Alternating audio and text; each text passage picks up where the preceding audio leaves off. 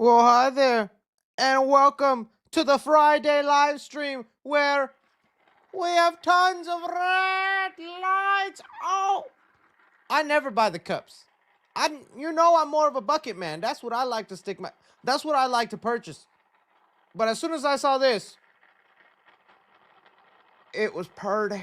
Oh, best purchase of the year. I'm already blind from staring at it. Gonna be the Gooner Alert Bell. Hello, my beautiful and wonderful movie peeps. It is so nice to see your beautiful faces here today. Oh, I see you all in the chat. We got a hello. Welcome back, Muffinry. Don't abuse the power, my friend. Hello, hello, Papa C. Papa, hello, yo.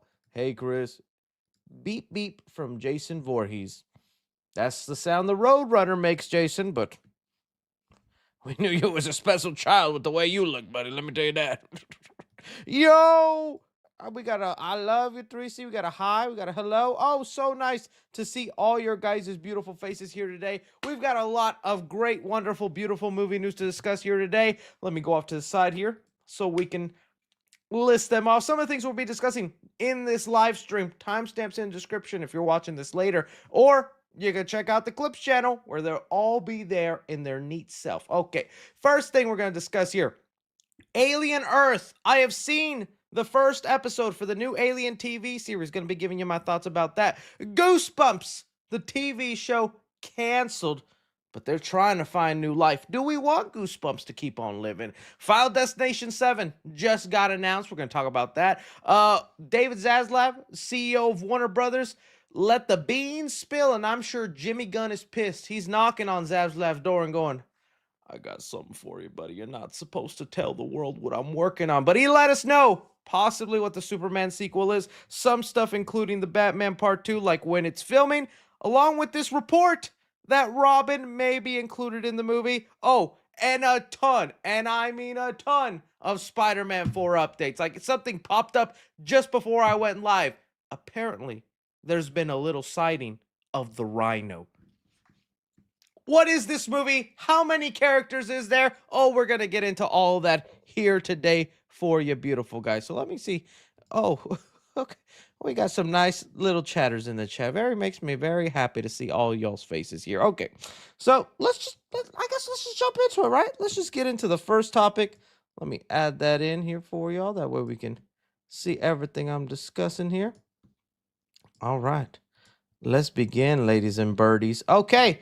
Let's start off. So over El Weekend, or not the weekend, it happened this Wednesday for me.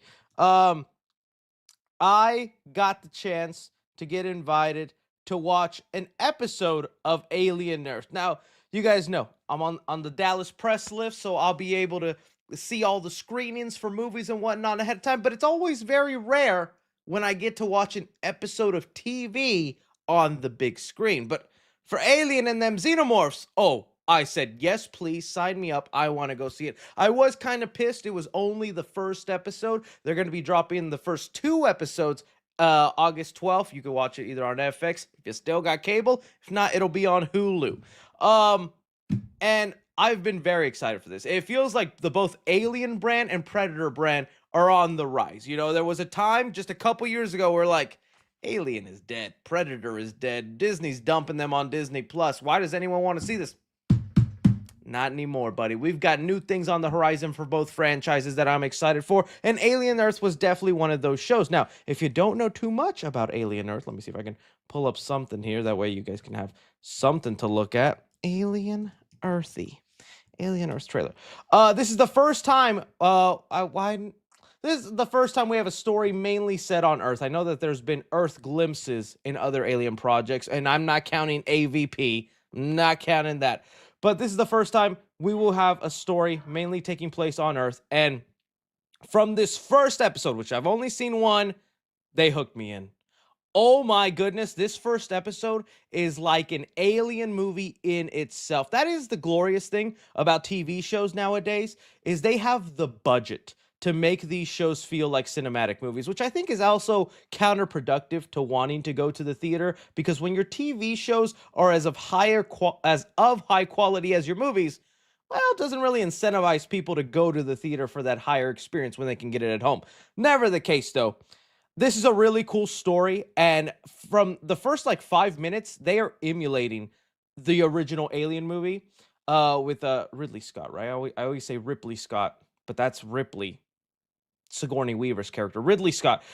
It's like I was like, dude, that is this just gonna be a recreation of the first Alien movie? And then it becomes something else. And then it's like, oh, they're pulling in the aliens vibes from the sequel, the James Cameron version. There's some aliens in there. And I'm like, is that what they're going then? We're going to aliens vibe?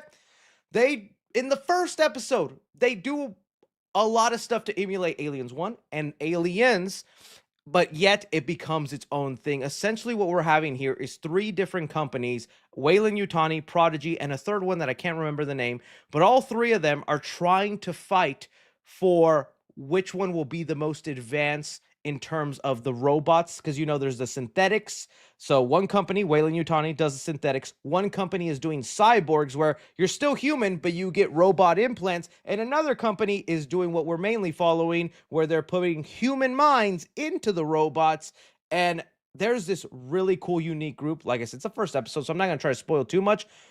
But essentially, the main cast of characters are all little kids in adult bodies. And they're almost like superheroes because they got these robot bodies. They're all kids that were dying of cancer or about to die within the next couple weeks or months, but they all then were gifted with these robot bodies, and they're just part of this subject.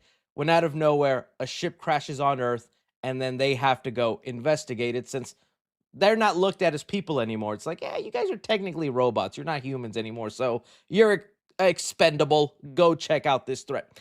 And it's like, okay, well, then you see where that could go. And it's like, all right, so they just find a xenomorph.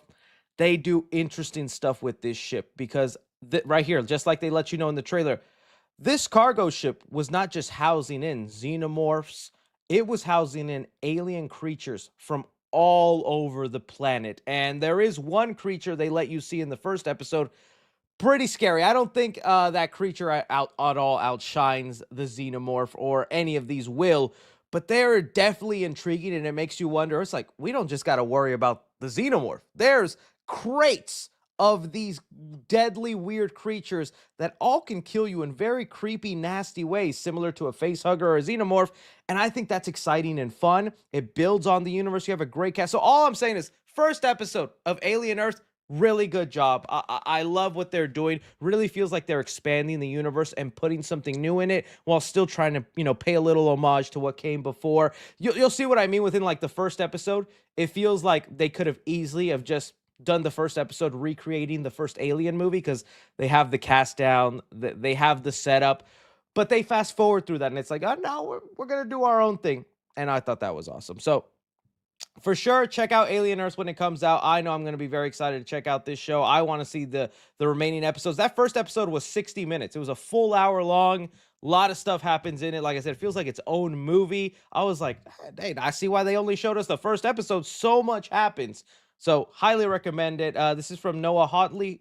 I could never pronounce names correctly. That's just my kryptonite. Did Fargo. I really liked Fargo on FX. I only saw like the first two seasons, but I did like what I saw. Gotta jump back on that. I don't know if the other seasons are worth watching. Either way, Alien Earth, you're an Alien fan, I think you're gonna get a real kick out of this. There's some good stuff in there. For sure, check it out. Okay. Let's move on to talk about some other things happening in the world. All right, Goosebumps. Goosebumps. So, you guys know, on Disney Plus, there have been 2 seasons of a modern Goosebumps adaptation.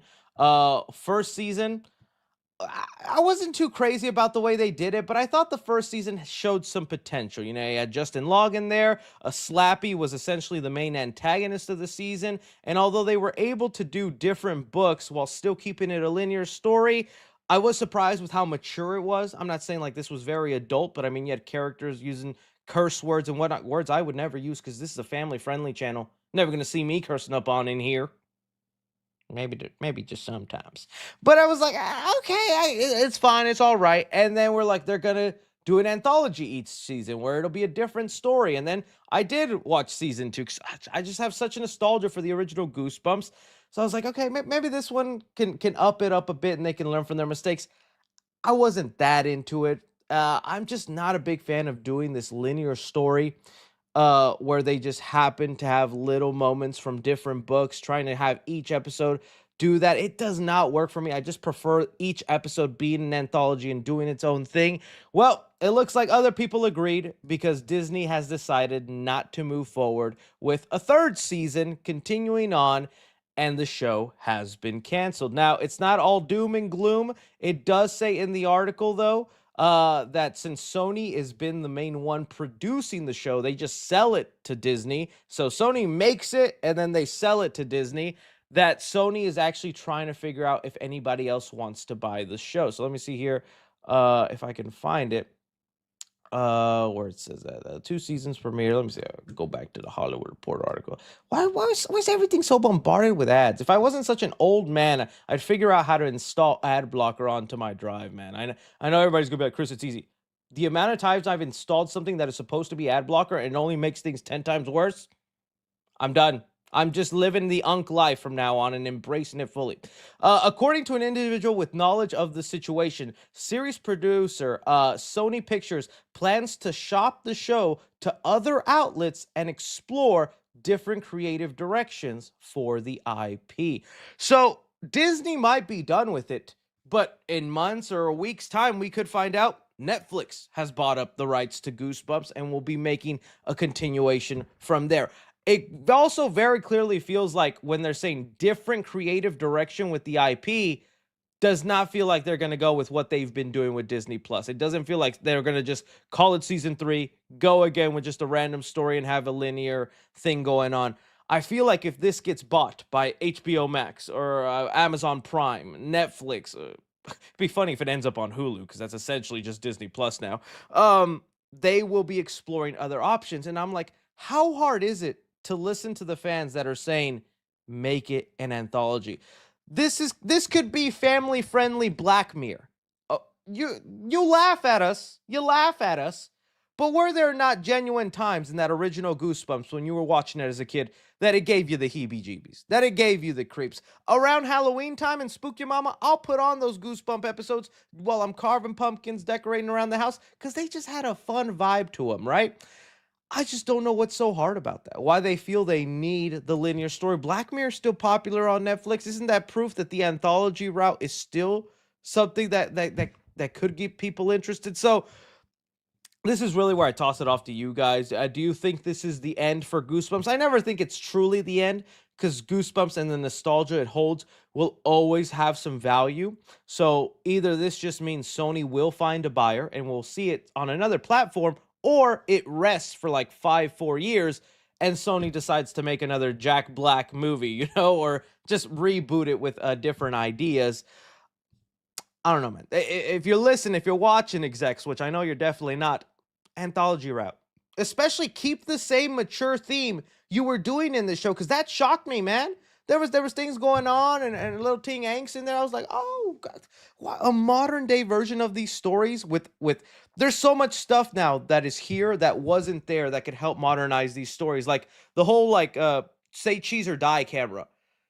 Imagine telling that story in the world of social media. What happens when you upload what happens when the say cheese or die camera becomes a digital camera? What if it Jumanjis itself and becomes an iPhone, right?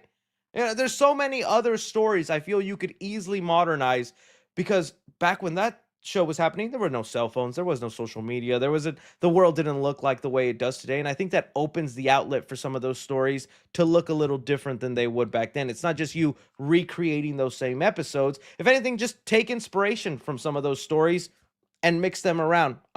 Fans will be fine with that. Redo the haunted mask story, but you don't have to have, what was Carly Beth? You don't have to have her again. Do Carl Beth.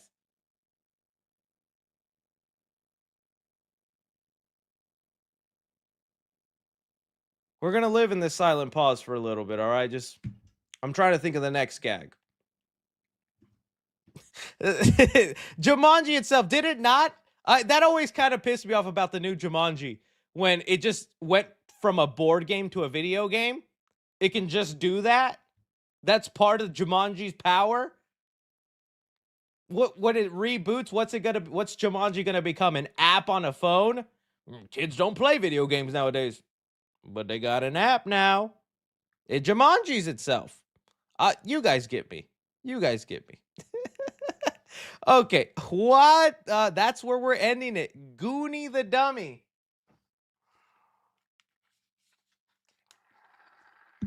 Gooner alert. Batani Gooner alert. No, Slappy, please. My family's watching. All right, let's move on to the next thing. So you guys let me know that about with Goosebumps.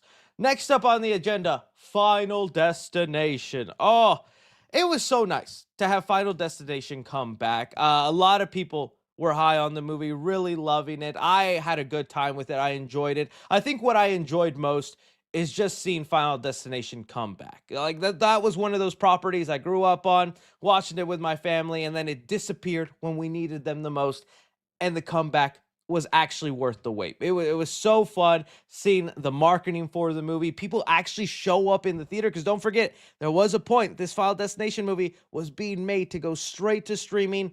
And look at it. It did buckets of numbers. It's the highest grossing Final Destination movie. So, with those kind of numbers, it is no surprise that today, right before I started streaming, they have announced new Final Destination movie in the works with Bloodlines co-writer exclusive. So that's honestly the only concrete information that we have right now is the co-writer of this current Final Destination movie. So it's only the co-writer. It's not the same main writer. It's just one of the co-writers will be writing it fully.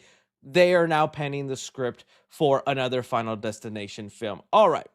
So, like I said, we know absolutely nothing. This is just where we now speculate as fans and we kind of talk about what we would like to see and what we would want in a continuation. I think the only disappointing part of Final Destination for me, which I was kind of vocal about, is that although it did do the new thing of like mixing up the formula, I love the idea that, like Death was following this bloodline and this old crazy granny, which yeah, she was crazy. Granny was wild. She was stopping Death from getting to the rest of her bloodline, and then after her death, Death was able to come after the rest. I was like, okay, that's kind of cool. But then everything after that felt like a stereotypical Final Destination movie, right? There wasn't any new rules attached. They didn't even implement some of the older rules, like the whole rule about like if you give birth while Death is after you, that cancels things out. They've never brought back that rule. I was hoping they'd maybe add on to another one or explore more. I get it. It was our foot back into the door. I guess they couldn't do that much. That's what I'm hoping for with this new Final Destination is maybe just play with the lore a little bit. I don't want it to become the rinse and repeat formula where it's like, all right, we're gonna kill these people, but they were on a cruise ship. Oh, we're gonna kill these people, but they were at a Comic-Con. Like that's always what you can change. But I want there to be something newer attached to it. Now, the thing I've always kind of wondered that I don't know if they can exactly explore, because we're going to talk about what scenarios we would like there to be. I know cruise ship is the number one thing, but one thing I think it's kind of time to dive into, and maybe this will be the thing where like some people say, nah, Chris, that'll ruin it if they explore that. I'd want to know what is this other life force that is giving a character the ability to save themselves, right? If Death exists and Death is out there and Death wants these people gone, it feels like the person who gets the vision and saves people, there is another life force, whether like an angel type situation or something like that, wanting them to live, wanting them to survive, or else why does that happen, right? Like, and so I'd like there to explore that reason. And I'm not saying bring out an angel, supernatural style, somebody with a cape and wings going, I've been guarding you. You were supposed to die of goon, but I saved you. I don't want nothing like that. Keep this like heavenly part as mysterious and a life force out there just like Death. But I'd like there to be maybe a reason that they're chosen to survive. And if they can accomplish the reason that they're meant to survive, Death no longer goes after them. So what I'm talking about, let's say, instead of like giving birth to a baby or something, let's say a character is supposed to live to like inspire or domino effect another important figure. So like if we reverse back in time, let's say there was a guy who was supposed to bump into John F. Kennedy the day he died. And him bumping into John F. Kennedy domino affected him into a way where he wouldn't have gotten shot that day. I know I'm sounding crazy. I know I'm losing so many of you as every word of my mouth comes out, but stay with me and let me cook. The dish is not ready. The chef will tell you when it's done. What if something like that happens where they each character has like a mission and a purpose, and if they can find their reason for staying alive and they accomplish it, it's a new way to survive death. I think that could be interesting. Yeah, that's what I'm saying. So like somebody around John F. Kennedy Circle was maybe like supposed to live and help him not die, inadvertently. I'm not saying be there and dodge the bullet, but like something where he's like he forgot a pump in gas, so that car couldn't drive where it was supposed to. Something dumb like that, right? I'm not something inadvertently, but oh, death got to him, he died, and then John F. Kennedy ended up on that road dying, right? The plan was not executed. I'm thinking something like that. I'm gonna read the chat now because okay, so, Unk is not cooking. Chill out, Unk. Okay. Oh no. This ain't it, chef. Oh man, no, I lost it. See, if I was given the chance to make a Final Destination movie, you guys would hate my idea cuz I feel like that's something, right? Like I just want there to be more ways cuz one of the most disappointing parts of a Final Destination movie is that every movie dies with them dying. I'm tired of seeing that. I watch this whole movie growing to like some of these characters, hoping they can survive, and almost every single time it gets to the point where they all die. And I get some people think that's cool. Some people go, "Oh, I love that. You can't escape death. Death is inevitable for all of us. It's going to get you." Well, Mary Elizabeth Winstead should have lived, okay? You telling me she should have died? Let me see. You're gonna look at her and say she deserved what she had coming to her? I would have saved you, girl. I would have been there for. I would have bumped your shoulder, John F. Kennedy style, and had you live. But she died.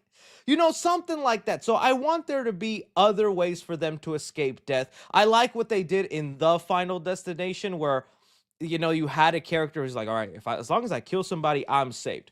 They can play into that rule again. They didn't exactly do that in this last movie. They instead were trying to do the thing where like you just stop your heart rate, but then bring yourself back to life. But there's consequences to that. I will say that is the one thing they did add in the new movie. Is like if you try doing the thing to cheat death, well, then you're put back in the pattern. The guy who was safe, he's like, oh, no, you're back in the cycle now, buddy. I did kind of like that they added that. So that's all I'm saying, okay? I know you guys ain't cooking. I think there's something there. That was just off the top of my head. I would like there to be maybe, there's got to be a reason they're getting these visions. Is God just like bored up there going, you know, I know they're supposed to die on that coaster, but I'd like to see something for a week. Oh, they just died in the Home Depot. Now they on that subway. That death always puts a good show. So I don't know. That's my idea. We'll see what happens. But I don't think there should ever be a death reveal. I think keeping death a mysterious, shadowy figure is the best way to go about it. Um, Tony Todd was supposedly our death for the longest time, and I think the way they closed out his character and the speech he gave in this Final Destination movie was so beautiful. Like, it almost brought me to tears because it was him just talking to the audience, saying, "Thank you for all you've done. Enjoy your life." Because I got to enjoy mine. Like, oh, that was such a great way for that character to go out. So I don't know. You guys let me know. I'd love to read your theories and thoughts in the comments section. What would you be your way to kind of add something new to the world, but that doesn't ruin a lot of the mystery and what makes Final Destination work? You know what I mean? Because I think adding in a physical death would ruin it, right? I think adding in too many ways to escape death would also ruin it. You still want to be in the suspense, but I think having every movie die with every character dying, it gets a little repetitive. It's like I want to see some of these guys survive, and I don't know, have lead into like an Avengers Hunger Game movie where like have 3 movies of like 2 or 3 survivors at the end of the film, and then do an Avenger film where all those survivors are being chased after death. Marvel brain rot. It's there. Okay. That's my thought on that. You guys let me know. All right. Let's move on to some of this Superman DC talk. So over the week we had Warner Brothers do a stockholder meeting. This is where they just get like on a little Zoom call, tell this WB stickholder. Huh, okay. This is where they get on a little um meeting, and David Zaslav just tells them what they have up and coming. Every now and then they'll reveal something that is in the pipeline, that is in the works, but it's just to get the stockholders happy.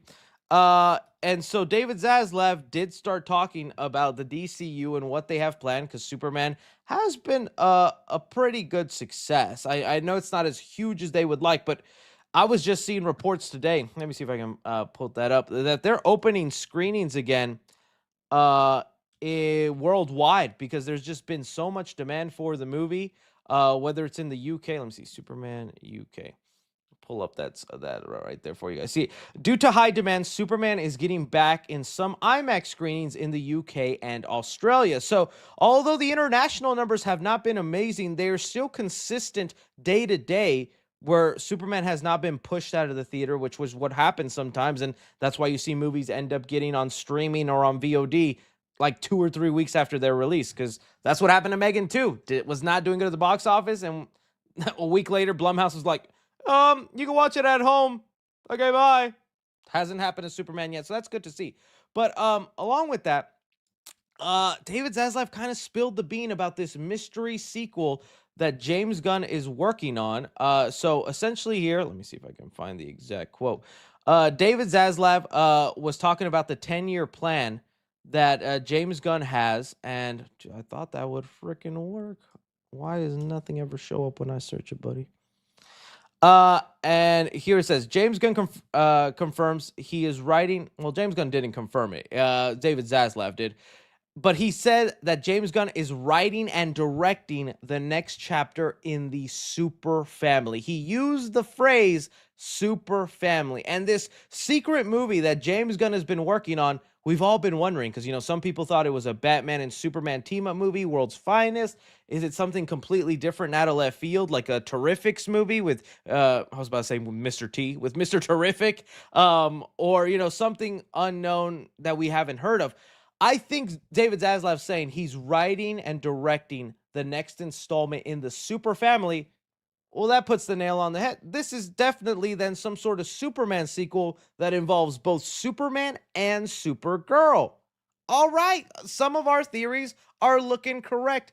I'm still thinking then that this movie is going to be the last Kryptonians essentially getting revenge, or how do I say, going after the person that got rid of Krypton. I'm thinking the villain is going to be Brainiac, and we're going to find out Brainiac was like the reason Krypton got destroyed and blown up. And I know with Superman's parents, they were looked at as kind of evil because of what they sent him on Earth to do. I'm thinking not all the Kryptonians were like that, or maybe at least not Supergirl's family. And that movie will also be about like coming to terms with his heritage and like embracing his Kryptonian side instead of completely shunning it away, which I think did upset some Superman fans. And maybe that's what James Gunn kind of wants to correct in this movie. I still don't think he's going to backpedal on Superman's parents having that mindset, but I think there will be something there where he still sees himself as a Kryptonian. I even saw a great theory that I was like, oh, that would be a good explanation. Like, so we all know the Superman symbol right on his chest. So Superman. People were saying this would be a good way to explain why Superman changes the symbol on his chest. Because right now, this is a symbol that's connected to his family, to his home planet. And now that he's learned that they're not exactly the people he thought they were, maybe then he would want to change it to something that more fits his life on Earth, and then that's how we get the S logo in the Superman universe. I kind of like that explanation. I'm like, okay, that would actually make sense to me, and maybe that was the plan all along, right? I don't know. I could see it working. I could see it working. But so yeah, having that be the idea, I'm down with it. I want to see it happen. I just think it's kind of funny that James Gunn is still adamant about not wanting to call it a Superman sequel, cuz to me then that screams, okay, so then is Superman 2 a movie that could still happen somewhere down the line? Is this Super Family movie though a replacement for that? Like, once we get Super Family, are we then jumping to David Cornsweet in a Justice League movie? Are we jumping to him in another sort of team up film? Are we gonna have to be another Man of Steel situation where we wait 8-10 years to hopefully someday see a sequel to the first Superman? I'm not sure. I'm still curious how James Gunn has this mapped out in his head, because he swears up and down he's got the idea and he's got the plan. And in Peacemaker season 2, we're gonna find out what that bigger event is, and in Lanterns and things like that. So we'll see. But all right, David Zaslav spilling the beams. This is a super family installment. Well, then let's go. I like that idea. That could be cool. I think James Gunn has even talked about him being a fan of Superboy. I don't know if I Google that, I'll find it. James Gunn Super. He's like, you know how James Gunn would post pictures of stuff. Let's see, Super Family. So I wonder if like it's more than just, Supergirl and Superman. Like, could there actually be more members of the family coming? Because let's see here. I know that I've seen it, like James Gunn tease it before. He's even said that he's been a big fan of like of Damian and Superboy teaming up, and we know Damian Wayne is coming down the pipeline. Yeah, no, he just says he's preparing. I'll look for that in the future. But yeah, that's what's happening with Superman. I think that's cool. That's exciting. Thumbs up, thumbs up, thumbs up. All right, this next story, oh gosh, I don't even know where to begin. There's been a lot happening with the Batman. So let's first talk about the things that have been confirmed with the Batman Part 2. As part of this shareholder meeting that David Zaslav was having, he also confirmed that, one, the Batman is part of James Gunn's 10-year plan. Take that to mean whatever you want. I don't think that necessarily means he will be integrated into the DCU, but I think that at least gave me some comfort that if that David Zaslav knows that Robert Pattinson Batman is part of James Gunn's 10-year plan, then okay, there's still a possibility we could get the Batman Part 3, even if Brave and the Bold and things like that come out. But he also confirmed that the Batman 2 is prepping to begin shooting by next spring, as some scoopers have said, specifically in April. So by April of next year, same thing that's been happening with all the Spider-Man Brand New Day. We're going to get set photos. We're going to get details, ideas of what's going on. Are they going to update this suit? I wonder, because I really do like this suit, but I mean, it's just tradition now. Anytime you jump from a superhero movie to another one, you got to update the suit a little bit. So I'm curious what the new suit would look like. And so that's kind of like the official thing that we have. Is David Zaslav still happy with this, wants this movie to happen, part of the 10-year plan, coming in April. Okay, good. And then we got some rumors that I do have to stretch. It is a rumor. Unfortunately, although I'm not a big fan of the source, and I'm going to show you some evidence why I'm not a big fan of this source, they have been right enough where it is worth pondering the information they gave out, because they do have a track record of being right, but they've lately gotten a really bad track record also. So the person I'm talking about is Jeff Snyder. He came out with a report that Robin is set to be included in this movie, saying here, Robin is reportedly in the script for the Batman Part 2. Not just that. Let's see here. And James Gunn has responded to it, and we are going to talk about James Gunn's response. But he also says the sequel is said to be a big swing for Matt Reeves and Mattson Tolman, who is the co-writer, and just as dark as the original. He also, and Jeff Snyder has also been someone kind of critical of James Gunn and what he's doing. So I do find it that he's like been very vocal. Like, I hear things are good, that Warner Brothers is super happy with this script, and that Robin is set to be included in it. Okay. First thing I want to let you guys know about this person.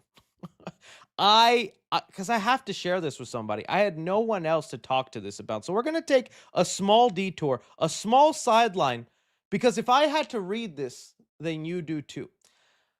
There's a reason Jeff Snyder does have these connections in Hollywood. Okay, you guys will see every now and then I'll reference him in my videos and whatnot, and the stuff he says will sometimes come true. Other times it won't. He was someone that worked for the Hollywood Reporter, all these big publications, Variety, was like a professional journalist, but every time he was at a publication, randomly would be fired, randomly would be let go. And there's just been so many crazy stories about Jeff, but nobody tells the crazy stories unlike himself. He will be the first to let you know about this craziness. So let me read you something he decided to share with the world. Okay. There was this little post going around where it said, hey, share a piece of movie theater lore about yourself. I'm like, okay, that's a fun little trivia piece, right? I could tell you about the time, someone threw popcorn, maybe someone fainted in the theater, or I showed up late or something like that, right? What story does Jeff Snyder want to share with us? I received oral in a theater 3 times, including one time at a press screening at the ArcLight. Some of you were there. Now guess the movie. This what what possessed you to just reveal this information and say it like you're the cool kid at the cafeteria table? My mom bought me the new Nintendo Switch 2, guys. That's the same energy I'm getting reading off this, and he just decided to share this with the world like we were all gonna be like, oh, okay, what movie? I don't know. I feel like you definitely look like you goon at Lilo and Stitch. You definitely look. No? Okay. Were you? Let's see. Once Upon a Time in Hollywood, you goon there? Mr. Snyder, what about there? Just insanity. And you know what was funny? Is my timeline has been so great that then somebody also responded to this prompt with the perfect answer. Unrelated, somebody said, share a piece of movie theater lore with yourself. And this person said, I once blew a guy 3 times in a theater, including once at the ArcLight press screening. I forgot his name, but he said he was a scooper. Now, clearly, this isn't the culprit who actually, did the crime with Mrs. Snyder. But who else do I have to share this with? This is layers on layers of inside joke. I can't talk about this with my fiance. I can't tell my friend who has a real job in the world and is out there working in a hospital this story. I only have you gooners to tell this story to, and I hope you enjoy it, because what is this? So hopefully that gives you a little bit of insight into why a lot of people just don't even want to take seriously this scooper. But okay, with some of that out of the way, putting aside the possibility that it could be real because there's been enough of a track record that they are real, and even what James Gunn had to say about this. Let me show you guys. We have here James Gunn responding to the exact thing that Jeff Snyder was saying, and James says, guys, please stop believing this nonsense. I think 6 of us had read the script. No one knows anything about the Batman 2. Now, a lot of people are taking this to be, he's debunked it. He's saying, oh, the Robin's not in it. This is complete BS. And it prompted a lot of people to delete their articles and whatnot. But your boy here, who has been a follower of Mr. Jimmy Gunn and now speaks Jimmy Gunnese. I read between the lines, Mr. Gunn. Your white silver fox hair is not getting past me as quickly, because I remember when your boy made a little video, 3C Films, Evil Superman. I made a video a year ago where I think it was also Jeff Snyder. It might have been Jeff Snyder also, surprisingly, where we got a report that there was going to be an evil Superman character in James Gunn's Superman movie. And I thought, okay, maybe he's going to do some commentary on like Homelander or the darker version of Zack Snyder's Superman character.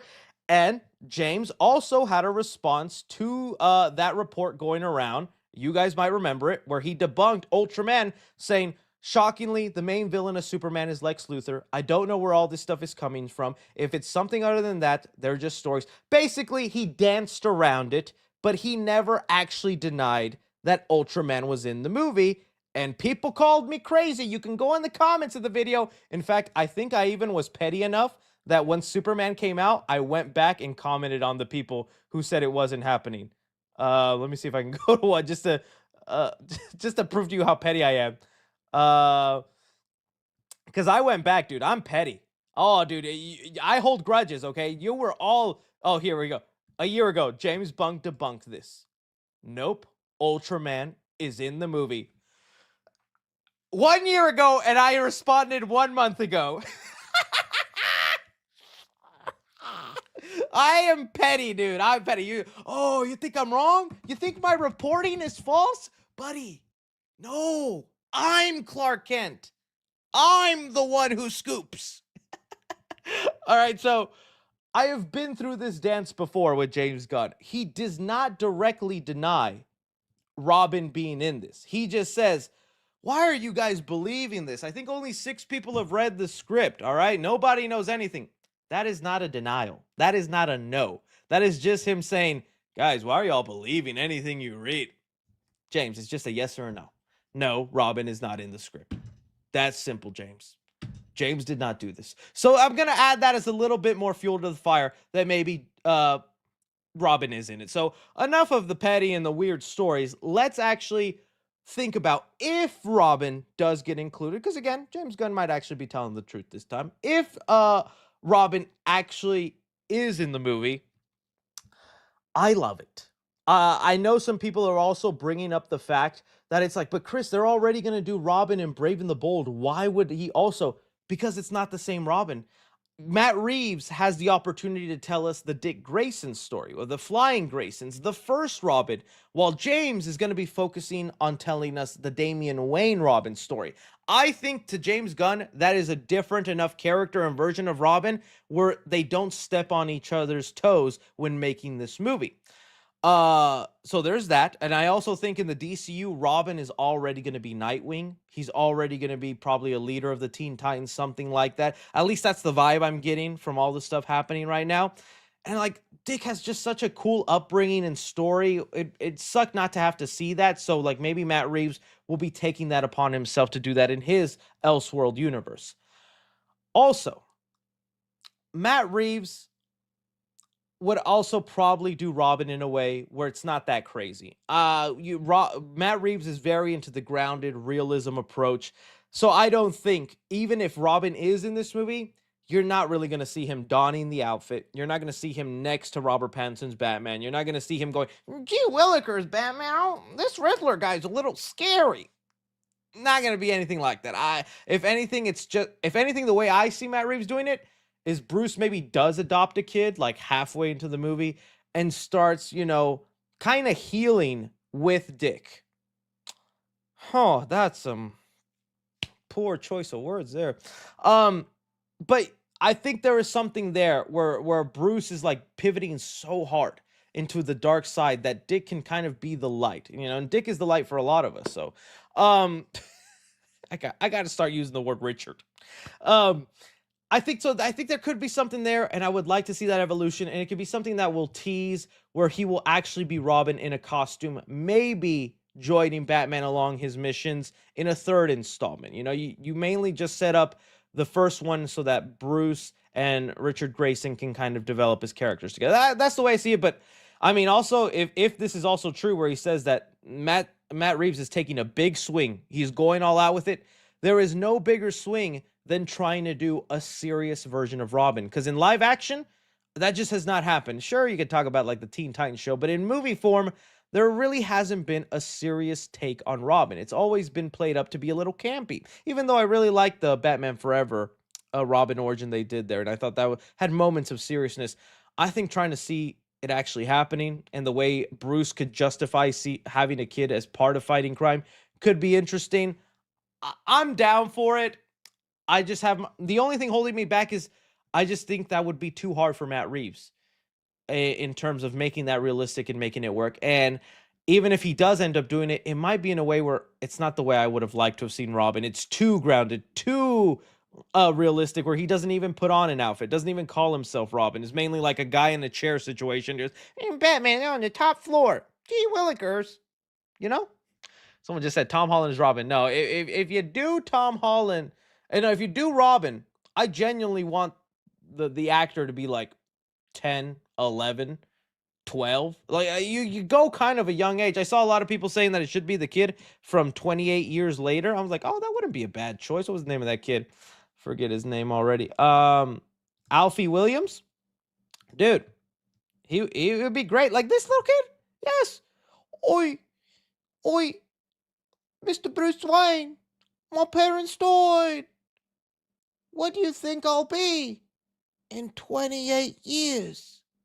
Later, master. Matt Reeves, let me write the script. I'll do it. So yeah, I don't know. I'd be down to see it. Thanks. Twas not funny, Unc. You guys keep me on your toes.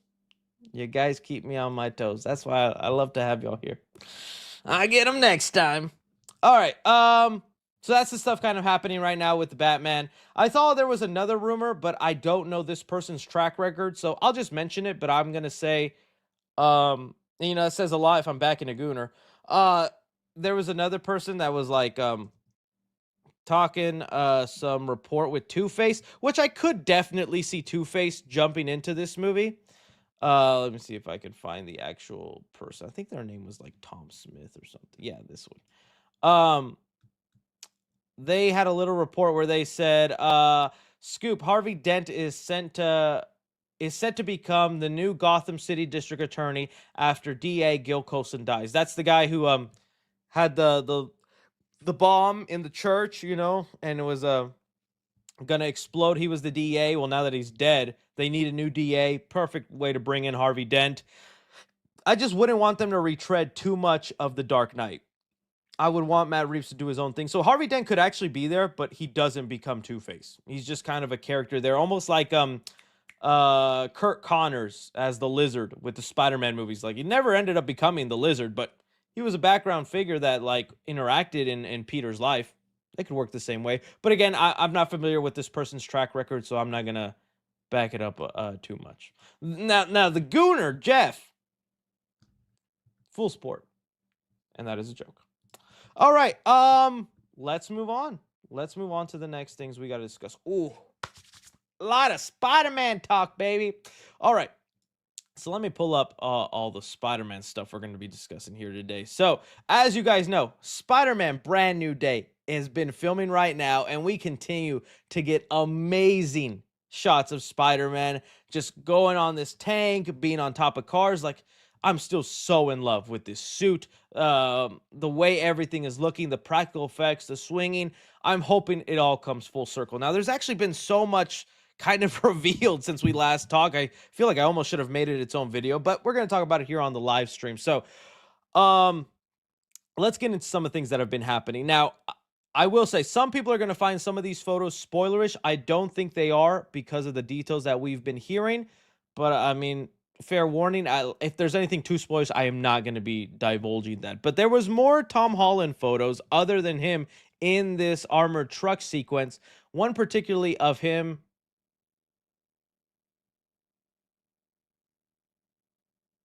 Buddy's built. Buddy looks nice. Buddy looks good. One of him visiting the gravesite of Aunt May. My goodness. There we go. So, again, and his fiance, or is it wife now? I don't know if they've gotten married. I know they're engaged. And Zendaya was on set. Now, that's the part where some people thought this was a huge spoiler or like it really ruined something from Spider-Man. But we were actually being told Zendaya on set, she wasn't filming anything. She was literally there just to support Tom and to see him film and to work with him. And I mean, that's kind of common for some celebrity couples. I don't know if you guys know, whenever Zendaya films Euphoria, Tom Holland is apparently on set all the time. And I don't blame him. A set that horny, I'm keeping an eye on my lady. All right. So there's tons of stories of the people in Euphoria that's like, Tom Holland's always here. He's just chilling in his trailer, watching us do our thing. And so Zendaya's doing the same thing. She's gonna film something in the movie, but this specific sequence is not part of that movie. She's just there supporting her fiance. But this part is fascinating. So it looks like, I'm guessing this is probably the end of the movie. I think this is for sure the end of the film. It gives me the vibes of the way a Sam Raimi Spider-Man movie would always end at a cemetery or some sort of funeral, right? With these powers, I hold responsibility. I butchered that, but you get what I mean, right? It's like it's Peter Parker finishes kissing MJ and he walks off in the cemetery, all that kind of stuff. I'm thinking this is the end. I've seen some great theories by some fans. Sammy, he was saying that he thinks like maybe the whole movie Spider-Man is actually narrating this adventure he just went on to May. That would be kind of interesting. I wouldn't mind getting some narration. We got some of that in the early Sam Raimi movies where like Peter narrates in the beginning and at the end of the film. The snowy atmosphere also interesting. But if anything, that makes me sad if this is the end of the movie, because it feels like again they're gonna tease us with a snowy Spider-Man movie, but not give us one. Because that armored truck sequence doesn't look like it's snowing unless they plan to add in a bunch of VFX to make it look like snow everywhere. It looks like the movie will once again end entering Christmas, entering the winter season, things like that. But very good. And I also even talked about, because there was a up close photo of Tom Holland, where you can see his face. Let me see if I got, where did I put it? Oh, I got a warning for it. My bad. Sorry. There was an up close photo shot of him with tons of bruises, tons of stuff. And I remember whenever we looked at the Pinterest leak, there was a ton of photos like this in the inspiration. Remember, it was one of the principal photographers was trying to get, a feeling, a look of the movie. And there was a lot of shots of Spider-Man like beat up, just ripped costume, which can you imagine this with the new suit? Oh, it would go so hard. It would go so hard.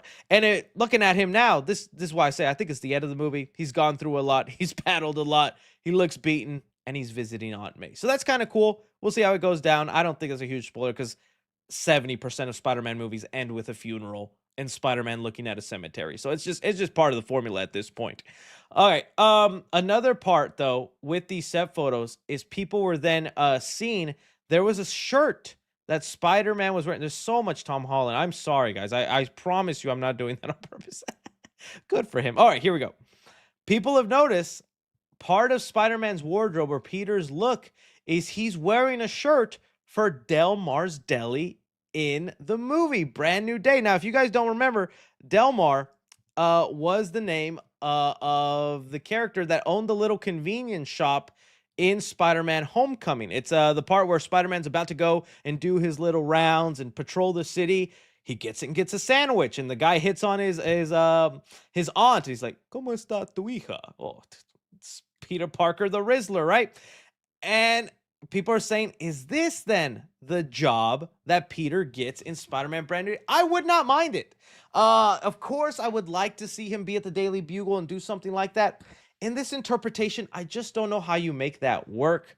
Because J. Jonah Jameson is such a D-bag to this Peter. I mean, Aunt May just died, and there's that scene of Spider-Man looking at the big old Jumbotron of J. Jonah Jameson. Spider-Man is a menace. I was like, why would you want that to be your boss? Why would you want to work for that? Unless it just pays that good with the photos, right? But nowadays, with phones everywhere, it's like, can't anybody just get a good shot of Spider-Man? I don't know. I would be fine, I guess, if in this interpretation he didn't exactly work for the Daily Bugle, especially since it's like a trashy podcast website, right? Him working for Delmar's Deli, I feel fits in line, and it kind of gives me vibes of like Tobey Maguire's Spider-Man working at the pizza shop. Go pizza time. But there was also a great full circle moment that people have brought up because in that scene, if you go back and watch it, Delmar does tell Peter, he's like, "Hey, stay in school, or else you're gonna end up like me." And what happened? Peter did leave school. He's got to get his GED, and he ends up at Delmar's Deli. I feel like that's a cool circle moment. It kind of ties things back to Homecoming, and there's going to be a lot of tiebacks to Homecoming in this movie with like Scorpion. And it's also even going to be tragic because Mr. Delmar's not even going to remember Peter. He was probably one of his favorite customers, always walking in, getting sandwiches and things like that. Completely gone. He's just going to be a random kid who needs a job. So he might not even be nice to him. He'd be like, "Hey, buddy, go clean that. Go clean the bathroom. Come do this." It's like, so even that relationship is broken for him when like Peter's like, "Hey, we used to be kind of friendly with one another." But then again, other people saying that might not be his job. It could just be him wearing the shirt that he got for free because he just still goes there a lot, likes the sandwiches. Or it could just be a callback or Easter egg to the first movie. Because I think even Delmar's Deli shows up as an Easter egg in No Way Home. If you watch No Way Home, there's a scene where like Spider-Man jumps into the sewer and you see Delmar's Deli there. And it's like, oh, it's just a little Easter egg. So it could just be that. But if he ends up working there, I like it. I like it. I think it would be nice. All right. What other thing was popping up? All right. So this just happened as I was going live. People were saying that that during this action sequence, a rhino-shaped head prop was reportedly spotted on the Glasgow set of Spider-Man brand new day. Interesting. Fascinating. We still have no idea who the main villain for Spider-Man Brand New Day is. We've heard a lot of reports and people who are confirmed, basically like Tombstone, Tarantula, Boomerang, Scorpion is confirmed. These are like the concrete people. But none of them scream main villain. And I still don't think Rhino screams main villain. But what's fascinating about this is they would break one of Sony's rules that they've been saying lately, where they don't allow Marvel to use somebody that they've been having show up in their solo films. So Rhino in the Craven movie, he shows up there in awful form, which maybe that's why Sony was just like, yeah, MCU you can have him because we messed up bad. Don't forget, Rhino was the guy who just went. Oh, it's, that movie, man. I do not know what Sony was thinking or what they were planning. And that also puts a lot of context into these sequences that we've been seeing with the armored truck. So let me see if I can also find some of these. Because when we look at them, I thought with CGI and once they throw in all the effects that maybe it was just the armored truck that was flipping a lot of these cars, flipping a lot of these things that we were seeing happen. So cool to see Spider-Man there. Because in the background, you've been seeing some cars flipped and whatnot. What if Rhino is actually chasing alongside this truck? And Rhino is actually the thing that's flipping a lot of these cars, causing a lot of these explosions. Maybe both of them are after the Punisher in that truck, and Spider-Man is just trying to get him to him first. Like, I feel like that could be a plausible explanation. I'm trying to see if there's the other shots. It's just been a lot of stuff. A lot of great stuff been coming out, though, from Glasgow. All of it looks really nice. That could be a reason. It just, again, speaks to how many villains might actually pop up in this movie, how many big roles they have. Like, oh, that looks so cool. And even here, people are speculating about how Spider-Man stops the tank, because you can see it looks like Spider-Man throws something. See, flings it. People are being like, oh, does Spider-Man get gadgets? Does he have like a web bomb? Does he create something? Honestly, I think it's going to be something like a sewer lid. He probably just gets a sewer lid from the ground, brings it up to his hand, and throws it frisbee style to like one of the tires, and then it crashes out. That, I feel like that's all it could be. Some people I think are reading too much into thinking it's like a web bomb or some sort of gadget, because that looks like a frisbee throw, does it not? Like, I don't know. Could be something like that. So that's interesting. That's all fascinating.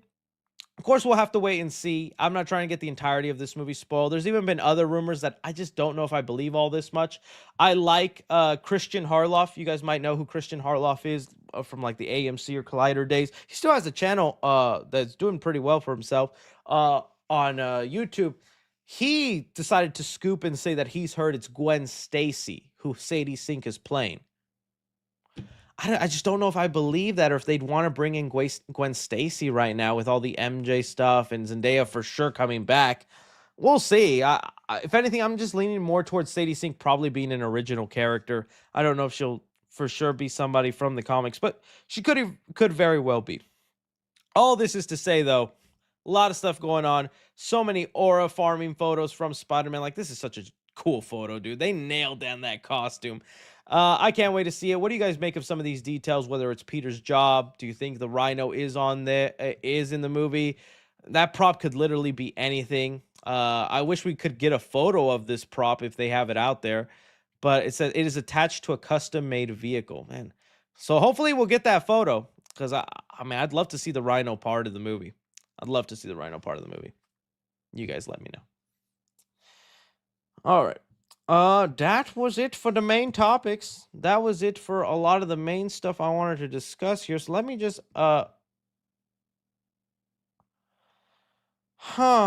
okay.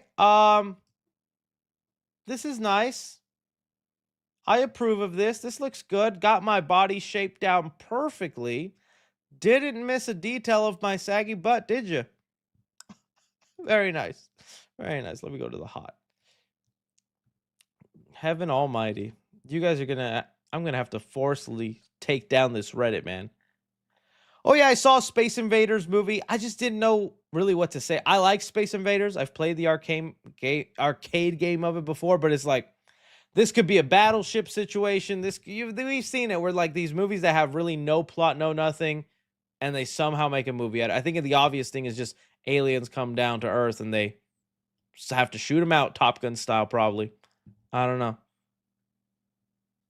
Oh, DCU Batman. Who we casting? Oh yeah, I would rule. I would rule as Batty Man. I love this photo. Spoilers not allowed. I don't think this is a spoiler, man. It's just aura farming. How did I miss this chat? I hope I could play with the Rizzler one day. I hear he's a big Fortniter. Maybe me and the Rizzler can play Fortnite one day. We have talked about this, that like the Hulk can remember Peter's identity. I doubt they'll play into that, but could be a thing. I do still need to finish my weapons spoiler review. I'll be doing that once the live stream ends. Chris, that like legit happened as soon as I opened the Reddit. As soon as I opened the Reddit, this exact face was made. Dude, yes, when are they bringing back? DC Fandom was so awesome. James Gunn, it is time to bring back DC Fandom, dude. That was like one of the cool things that DC actually had on top of Marvel. The DC Fandom hype was unreal. I wish they would bring that back. What is this? Oh. It was me, 6'7" mustard. Oh, okay. Oh, good stuff. Good stuff. May Parker. She will be missed. She will be missed. All right. Let's just go into these super chatty chat questions. All right. My cousin thinks Andrew Garfield's Spider-Man is ugly. Who is the best looking Spider-Man? It ain't Toby. I'm sorry. I think Toby was actually appropriately cast because he looked like a dork. He looked like a kid that probably tasted paste, glue during kindergarten. They got Toby down perfectly. I guess it is Andrew. I think Andrew is the most handsome looking Spider-Man. Tom is up there too. I don't know. You guys let me know, chat. Have you seen Variety's MCU ranking? It's bad. Oh lordy. What is there? Let's just take a quick peek at it. We'll just look at their top 5. MCU ranking Variety. Oh, honestly, we've gotten to such a point where any MCU ranking could look awful because there's like 37 movies now. So there's just such a wide variety. They're even including the Disney Plus stuff. I think they are right to put Secret Invasion last. Next better be Thor Love and Thunder. Dark World. I don't know. Dark World is underrated compared to Love and Thunder, if you're asking me. I don't think Quantum Mania is that bad, but it was not that good. Oh, I'm fine with Moon Knight being down there. Thor Love and Thunder should be lower. Okay, Criminal. I do not get the hate with Incredible Hulk. The Incredible Hulk was an awesome movie. Great movie. I get there's so many better ones, but I don't think it deserves to be that low. Iron Man 2? I don't mind. I love the War Machine scenes. The War Machine fight, that was pretty cool in Iron Man. Echo shit on us. You're telling me Echo above Incredible Hulk? Echo above Buddy. Ain't no way, bruh. Ain't no way. Eternals, probably appropriately placed. Although I like Eternals. Brave New World, unfortunately, appropriately placed. Probably appropriately. Yeah, well, as long as it's above Brave New World, that is true. Although it's one of the Disney Plus shows I actually do enjoy. Okay, this is... What If should be lower. I'm sorry. I get What If has its moments and some of it's interesting. Was another case if they did not need to make it a linear story. It should have remained an anthology. Age of Ultron should probably be higher, dude. Age of Ultron was cooking. I know it's like the least talked about Avenger movie, but I actually think there was a lot of good in there. A lot of good in there. Werewolf by Night, okay. Thor, okay. Let's just go to their top 5. I just want to know what their best are. What's their absolute best? Okay. Number 1, Endgame. It is a culmination of everything, but I feel like I am of the camp that Infinity War is better than Endgame. But Endgame is still pretty good. I understand this one being on top because everything it managed to accomplish and everything it built up towards. Okay. Wouldn't say it's the best movie, but it is definitely deserves a top spot. Black Panther, yes. I do think that's one of the best ones. Guardians, yes. Okay, what are we doing? No Disney Plus show should be in the top 10. I like WandaVision. I like Loki. Neither of them in the top 10. Just being honest. It's Winter Soldier. Dude, WandaVision over Winter Soldier? Okay.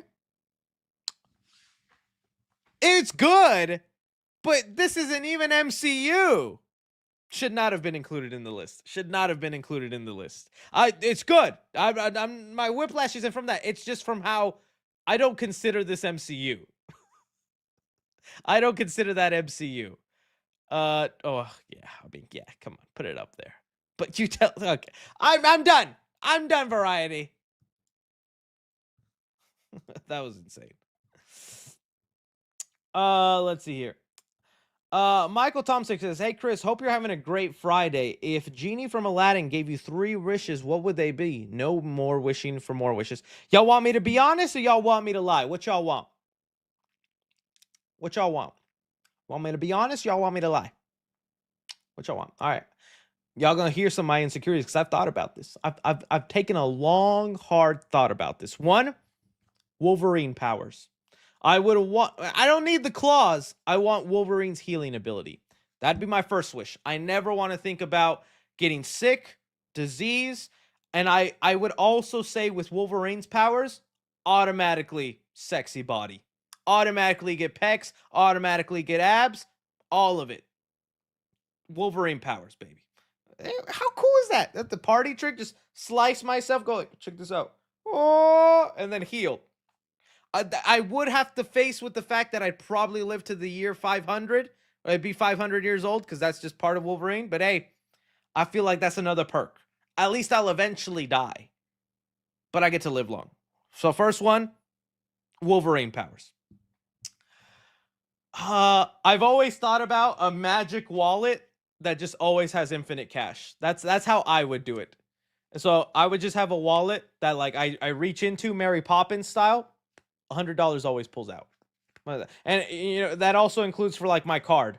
So my card is part of the magic wallet. So swipe always has the money I need for it. So magic wallet for infinite money. That's number 2. Number 3. This is where my true colors come out. This is where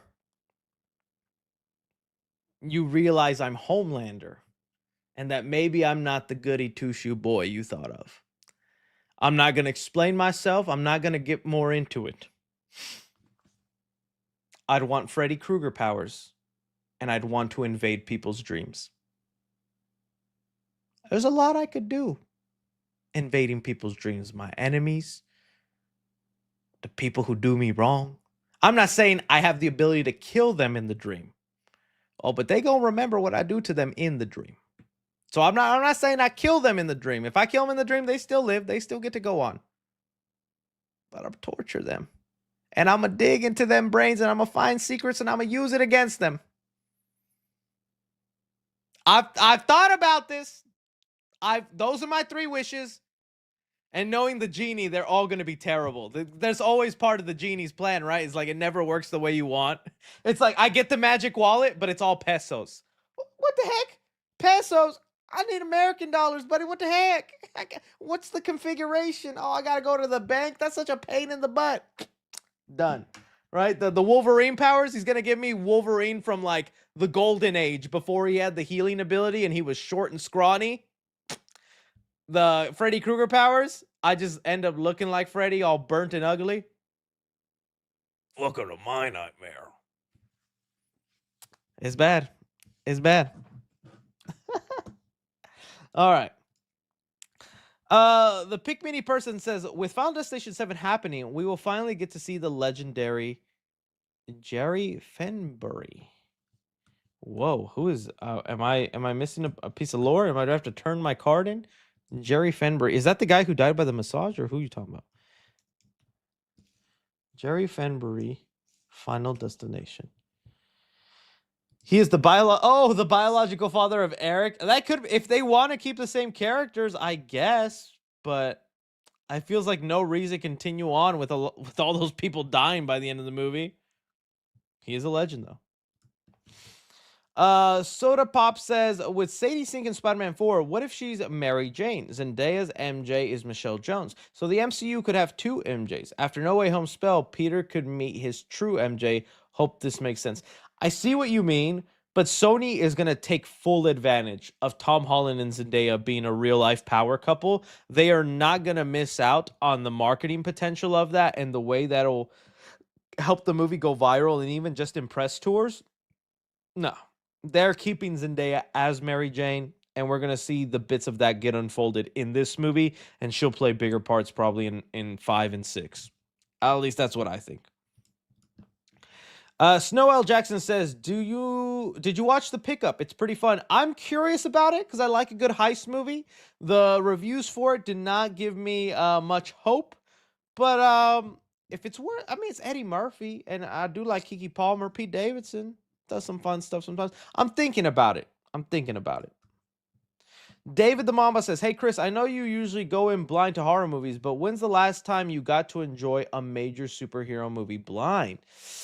Uh, it's usually one I don't care too much about. I'm trying to think. There isn't very many, but I also don't fully spoil myself. Don't think that. I know I definitely ruin a lot of major details and go in too hard, but I don't like look up Reddit plot synopsis or the entire movie leak. I find no fun in that, and I feel like it whatchamacallit hinders my review, and then I can't give like an honest thought on the film if I know everything that's going to happen before I watch it. But as far as like I knew nothing about the movie before I saw it,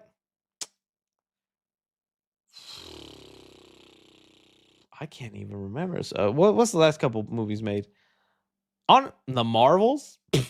Just because I didn't have much of an interest, so I didn't look into anything. Probably that. It's probably why I also didn't like hate it. I just thought it was fine. Reed Jackson Meany says, "Watch what War of the Worlds 2025 for Chris. Blame him for my eyes." Yes. Reed the editor is currently right now working on a long review for Ice Cube's War of the Worlds. It's not going to be a typical review. It's going to be like my Fantastic Four, Wolverines, or those kind of reviews where we just go through the movie, guys. We just go through the insanity of this movie. So hopefully that'll be done tomorrow or Sunday. But if for those of you who've been wanting my thoughts on War of the Worlds, tis coming. Tis coming. Snowell Jackson says a Space Invader movie is in the works. Bro said there is no Wolverine review. Before life ends, you will all gander a Wolverine review. I do need to hop on those. Things have calmed down now with Superman Fantastic Four. I think it is time. A Space Invader movie is in the works. Yeah, we just talked about that. I'm thinking they're gonna go like Top Gun Maverick style with it. Put a bunch of guys in an airplane with some guns, a bunch of alien ships coming down. I think that was the pitch. Top Gun Maverick, aliens. Yeah. Peak C. Oh, people still call me C3. The amount of times I get called C3 in person, I don't know if it's because C3PO or what it is, but it happens a lot. It happened this week. I went to a screening, saw a fan. They were like C3, and I was like, if I could punch you and get away with it, I'd do it. No, it doesn't make me mad, but it's always funny. I was like, I wonder why that's confusing. C3. I don't know. The apple juice called C. There's an apple juice called C3. Interesting. Thank you. Fantastic Assassin says it came out that the rhino-shaped head prop was spotted on Brand New Day set today. Yeah, we just talked about it. I would love to have Rhino in there. It feels like they're setting up a good group of villains. Because I like the idea of like Scorpion, Rhino. Hopefully, Shocker would be coming back. I'd love the Shocker to come back. I think there's a good motive for Vulture to come back. Look at that. We just need 2 more people for that Sinister Six, and we good. That way, Tom can have his own Sinister Six. Movie Man Marv says, I'm bored with being God. I'll take it. I'll Bruce Almighty it, buddy. I like that movie. King Daddy Goat says, Chris, thoughts on Good Boy? I'm intrigued. Yeah, that sounds like a really fascinating movie, and I've heard nothing but good things. If you guys don't know what he's talking about, there's a upcoming horror movie called Good Boy. It's going to take place entirely from the perspective of a dog who is watching their owner being haunted. It's also said to be a very heartbreaking movie. I think that sounds awesome. Here's the poster for it. Oh, I cannot wait. That sounds really good. I love the idea for that. So, a horror movie from the perspective of a dog watching his owner being haunted. That sounds cool. I can't wait to see that. I'll probably end up reviewing that on the channel. Elijah Delbroy says Fantastic Four First Steps has 66 drop off its second weekend. Does that mean it's flopping? Should we be worried? Will a sequel happen? It is odd because Fantastic Four is hitting the things you would expect. It's got good reviews, both critically and audiences. I think it's a good movie. It's also a property that some people are familiar with and have grown up with. The Fantastic Four. I think it speaks more to that just having a good movie is not enough. And I think Fantastic Four was an excellent movie, but Superman was able to conjure a more euphoric or bigger word of mouth that more people are consistently going to Superman, Superman, Superman, and Fantastic Four. Although a lot of people saying it's good, or not enough people are saying it's amazing, and thus it's having that drop. Also in the summer, a lot of other stuff are coming out, a lot to choose from, both at home and at the theater. It's the world we live in, man. It sucks. So I think it's a lot of stuff that doesn't just particularly plague Fantastic Four itself. I think there's so many outside factors that take hits at Fantastic Four. Ray Draw says, Chris, what type of Scorpion suit would you prefer to see? And do you think Mr. Negative is actually being hidden from us? Um, if Mr. Negative is in the movie, I don't think then he is the main player. I feel like he is going to be the shadowy figure that then is set up for the next movie. Something like that. That's how I could see that happening. But it'd be great if he is the main villain of this one, as I wouldn't mind it. As far as like what I would like Scorpion to look, well, I'm a fan of the classic 90s Scorpion costume. I think that looks really cool. I don't know how you translate that into live action. But I mean, yeah, like this suit I think would just be so cool. I feel like there is a way you could do this. I'm not against the Insomniac Scorpion. I just feel like it's a little too much going on. And I feel like that also makes it perfect for live action. Like like all this extra, like the black and the red eyes and stuff. I think to some people it's cool enough and they like it. I don't know, it just feels like a little much going on. I don't know. I guess I wouldn't be that disappointed if this was it. It is pretty cool. Oh, I don't know. Devalk says Alien chest burst itself back to life. Yes, it did. Yes, it did. Alien Earth is really good too. I cannot wait to see that second episode. A cat says, Sup, Chrissy P. Did 3 movie marathon last week with Superman, Naked Gun, and Together. This week it'll be Weapons first, then SM and Ending with comedy. SM and Ending. I definitely got you with Weapons there. You're gonna enjoy that. That's a good time. But hey, man, movie marathons are good. Movie marathons are good. Somebody let me know what that fool said. Somebody let me know what that fool said. Bash said, Chris, where did you get that Spider-Man mask? Oh, the mask I be using in my videos? My dad bought it off Facebook Marketplace. My dad is a consumer of Facebook Marketplace scrolling. He found some guy that just does 3D printing at his house, and my dad's like, I like that. I'm gonna buy that. So my dad, he mainly bought Batman masks, and he saw that the guy was making a Spider-Man mask. He's like, well, my son likes Spider-Man. Let me buy that for him. And so he got it for me, and I like it. I mean, it kind of looks like the new mask, pretty similar. I can't wear it, which is sucks. That's how big my head is. My head is bigger than my father's because he gave him the dimensions of his own head for his Batman mask, and my dad was like, I just give the same dimensions for my son's head. That mask don't fit me. I cannot wear that mask. So yeah. Snow Jackson says, what opening disaster do you want to see in 7? Me, I want a cruise ship disaster. A cruise ship would be cool. I'm just trying to figure out how they escape that. I guess in lifeboats, that could be a way. But that also lends for such a huge like pool gap of people that have survived. Because there are a lot of people be on cruise ships, right? Unless you just like make some reason why there's only like 7 people die in this cruise ship accident. If not a cruise ship accident, let's have a vacation Final Destination. Let's have it set like in like almost White Lotus it. Have it set at like some resort. And like some like 'cause that's a comfort place. A lot of us go on vacation or some sort of hotel. I think do some sort of like vacation death sequence, right? Like a resort and a spa. Some people be, I don't know, dying like that. I don't that could be cool. A concert, I wouldn't mind. A concert would be cool. I think that could work. Theme park accident is just too similar to Final Destination 3. A helicopter, again, I feel like similar to a plane. You also have to think of something that most people will eventually do so that you have that Final Destination thing of like, oh, you getting on a plane? You see Final Destination? You getting on a roller coaster? You see Final Destination? So it needs to be something like that. I feel like I said a lot of us will go on vacation. And so, like, are you going on vacation or Final Destination? I don't know. Comic Con would be cool though. Beach, space. But see, like I know people say space, but how many of us will ever go to space? It ruins that relatability to it a little bit, you know? Global Gobbler says Jason and Ghostface are coming to Fortnite from leakers. Yes, I saw that.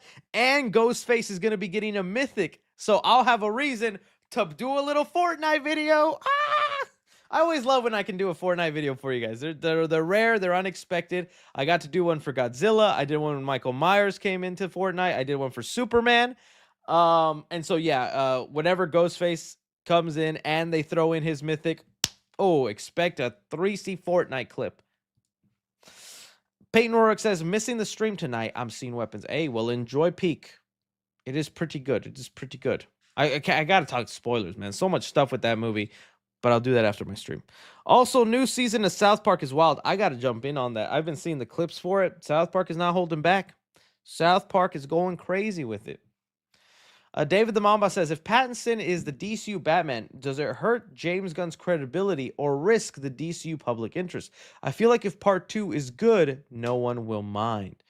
If I don't think it would, like, I think people aren't realizing also why I am also like advocating for it, because although James Gunn did respond to a fan today, I don't know if you guys saw it. James Gunn was like, let's see, James Gunn Batman.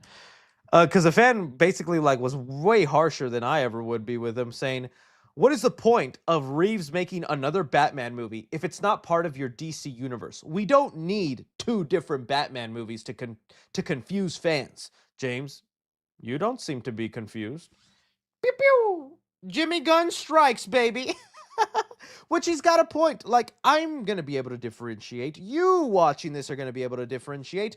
I don't think that can be fully said for the normal people who don't spend all their time online, who their money and tickets buying for these Batman movies will determine our sequel potential with these films. I think there is something there when they see two different Batman happening that some people pick and choose. I mean, look at the way people still picking and choosing Henry Cavill and Superman, right? And Henry Cavill's not even Superman anymore. I just feel like it creates a divide. It creates an unnecessary rivalry that some people will feed into. I'm just going to be happy we get both Batman. And the other thing is also you already have a Superman people like and will see based off the box office and the ticket sales. And now you already have a proven Batman that people like and will see. Why take the risk to make a new Batman you don't know if people are going to like, if they're going to want to see, when you already got a proven Batman over here? You know, that again, but that's just me speaking as a businessman. I graduated from high school business class, so I know what I'm talking about. I built this YouTube channel from the ground up. I'm Walter White of YouTube. Skyler. You know, so we'll see. We'll see. Xeno Peak. Oh, I like that. Xeno Peak. Just because I love this channel. Oh, thank you, Justin Hill. I appreciate it. Appreciate the support.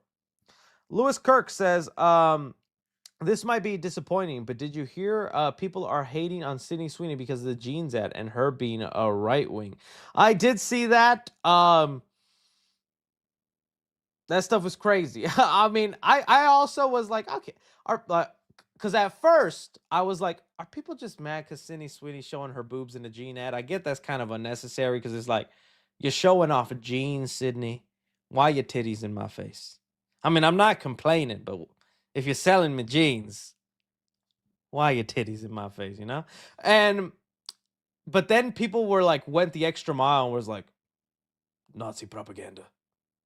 it's her blonde hair, blue eyes, and I'm like, what? And then you watch those commercials again, and you're like, oh, okay, I can see how that could be misinterpreted. All I'm saying is, as of right now, performance speaking wise, I like Sydney Sweeney. I'm trying not to dive too deep, unless there's some actors that like dive way too deep into their political agendas that I'm like, I can't even separate you from the actor that you're trying to be, buddy. Sydney, I think, has separated herself enough from her abilities to what she does in her personal life. That's up to her. As long as she sells me bath bombs and water, two, please. But yeah, it's just crazy. And it gets exhausting after a while, the things that people get really mad about. So I think some stuff for sure is justified. Some stuff, though, I'm like, y'all ain't got anything else to be mad at? You know? I Love Movie says, gonna see Weapons tonight with the boys. I'm scared, but I also don't want to miss out on it. Surprisingly, it's not as scary as it's being built up to be. There are for sure creepy moments and some really gory stuff that happens sprinkled throughout, but it's mainly a thriller, more of the mystery aspect, and there's long stretches in the film, not a lot of horrors going on. Some people, I'm hearing them say it's more of a comedy. I'm like, I don't say I'd categorize it as a comedy, but there is a lot of humor in there. Alex says, I asked a while back what mic you use for your videos. I have returned curious what mic and camera you recommend. Big fan.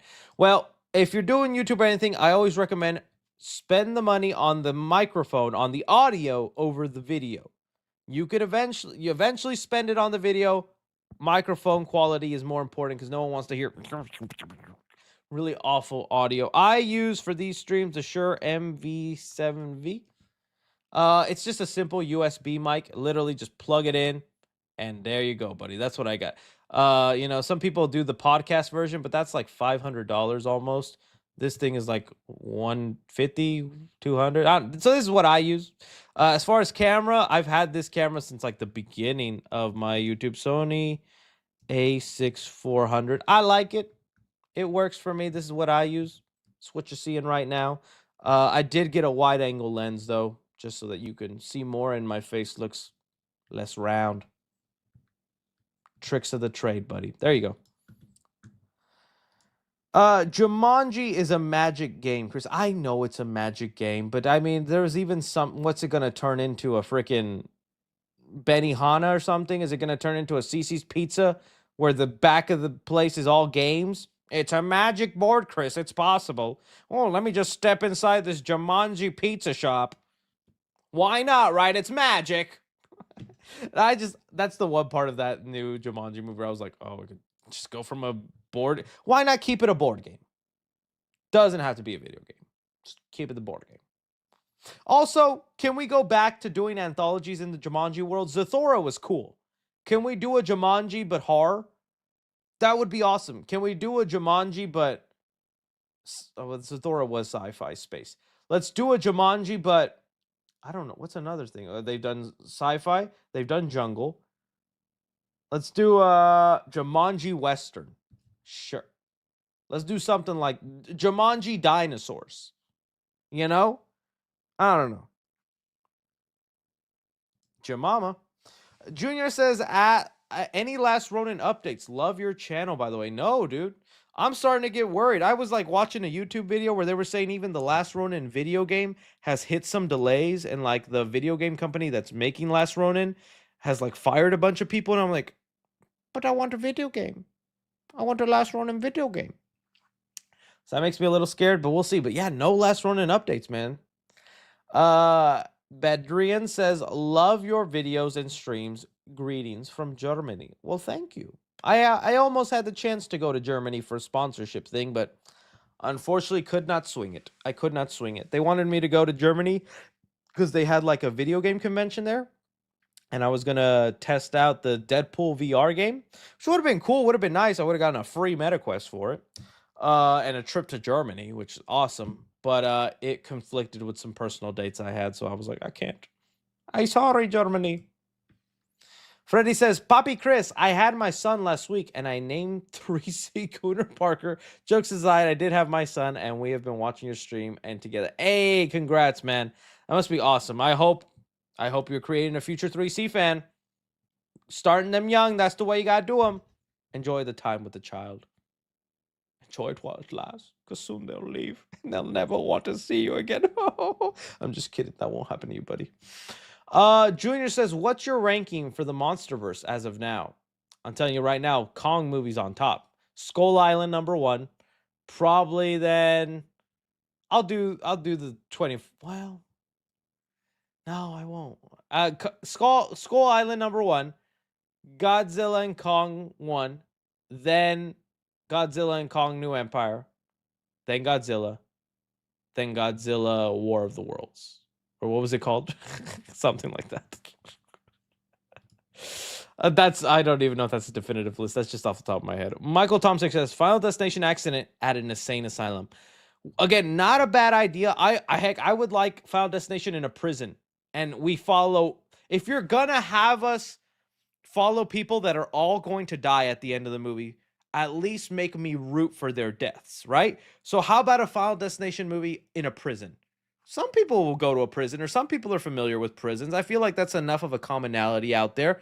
So you do a prison, and we're just seeing, I mean, killers, bad people, burglars, people who did awful things, having death chase after them, and they're also willing to go that extra mile to kill someone else to survive.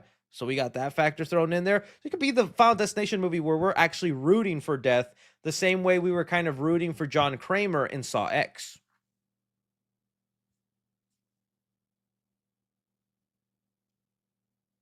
You know?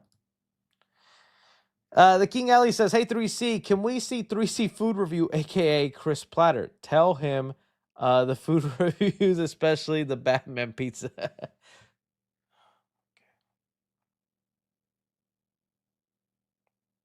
Chris Platter here.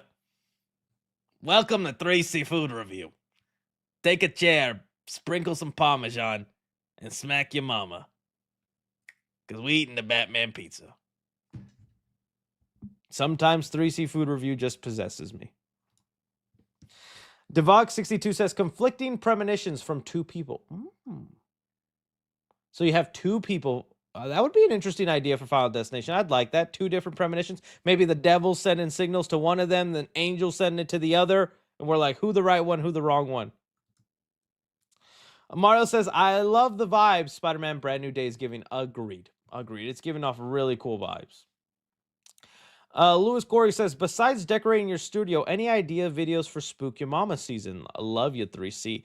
I am thinking, see, I just don't want to promise because I'm so terrible about that. I have such ambitions, such ideas, but then life gets in the way or other stuff happens. Well, I think I want to definitely plan a visit to Halloween Horror Nights. So a vlog for that, show you off those houses. I want to review some horror movies I enjoy, some series I enjoy, like the Hatchet movies or the Wrong Turn films. I was even thinking about doing more like different stuff, like the upcoming because there's 2 killers right now that are trying to be the next Terrifier, and I think it would have been kind of fun to like watch those movies and see if they even come close to being the next Art the Clown. One of them is the Jester, and another one is named, I don't even know his name. It's like Dice. The Dice. He looks like a scarecrow. I was like, I wouldn't mind seeing those movies, see if they compare. I want to do the Mickey Mouse video where I watch all the Mickey Mouse horror movies and then tell you guys which one was the best, which one was awful.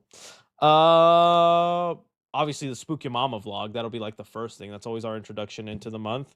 But yeah. Just some ideas. Some ideas I'm rattling off in my head. Devox62 says, Superfamily is just Lex making their child. Whoa. But would he want to do cloning again when it didn't work out? It feels like Lex is like, I'm not cloning you again because that was a hassle and it wasn't worth it. David the Mama says, people that want a new Batman for the DCU forget it's hard to catch lightning in a bottle. Again, he's got most live action appearances, so fans are very nitpicky about him. Give me Pattinson. That's you got it, Mamba. It's not that I want Pattinson. If anything, I agree with the people that Pattinson should maybe stay on his own, do his thing. But you know, I'm a businessman. I can be on Shark Tank.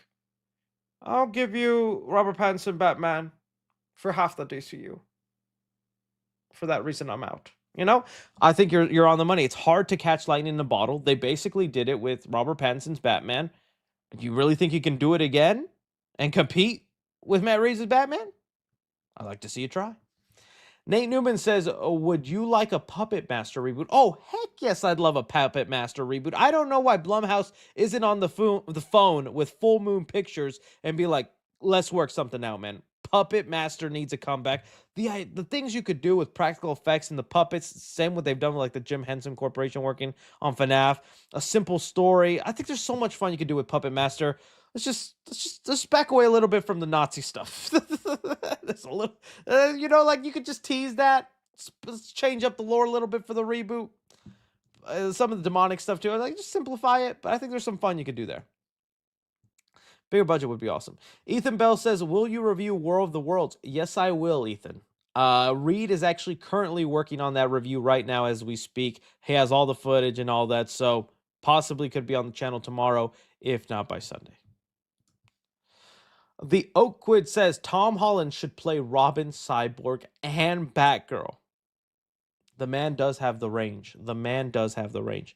Hey, Chris, just got back from my first day of senior year. Why do you think F4 is flopping? And do you think this will affect Doomsday's box office? I don't think Fantastic Four is flopping. It's just, we're just in a different time. It's headed to do, I think, with what they were expecting for a first-time introductory hero into the MCU. Of course, they would have liked gangbuster numbers, but I think it's doing kind of what we expect. And as long as it has the legs and Disney doesn't announce next week and Fantastic Four will be on Disney Plus this day, it'll do enough where it'll warrant a sequel and that one will hopefully be bigger. But it's just the superhero fatigue. There's just too much of it. So much is going on. There's different avenues people can spend their money. And we also have to talk about that. I mean, in the US at least, people are being a lot more careful with where they spend their money. And they can't just be affording to go to Superman here and then Fantastic Four here and Jurassic World there. So many factors play into all this. I think it's doing good enough, though, from a non-analyst that knows nothing about box office. Nick Figures says, these set photos are spectacular. Amazing, even. Perhaps thou will repeateth this statement? Peter Stone says Ultraman wasn't the main villain, so James Gunn was right. Yeah, I know he was right. But that wasn't the question he was asked at the time. He was asked, is Ultraman in the movie? And instead of James Gunn saying yes or no, he said, Lex Luthor's the main villain. So same thing with Robin. He was asked, is Robin in the movie? And he said, why do you guys believe this?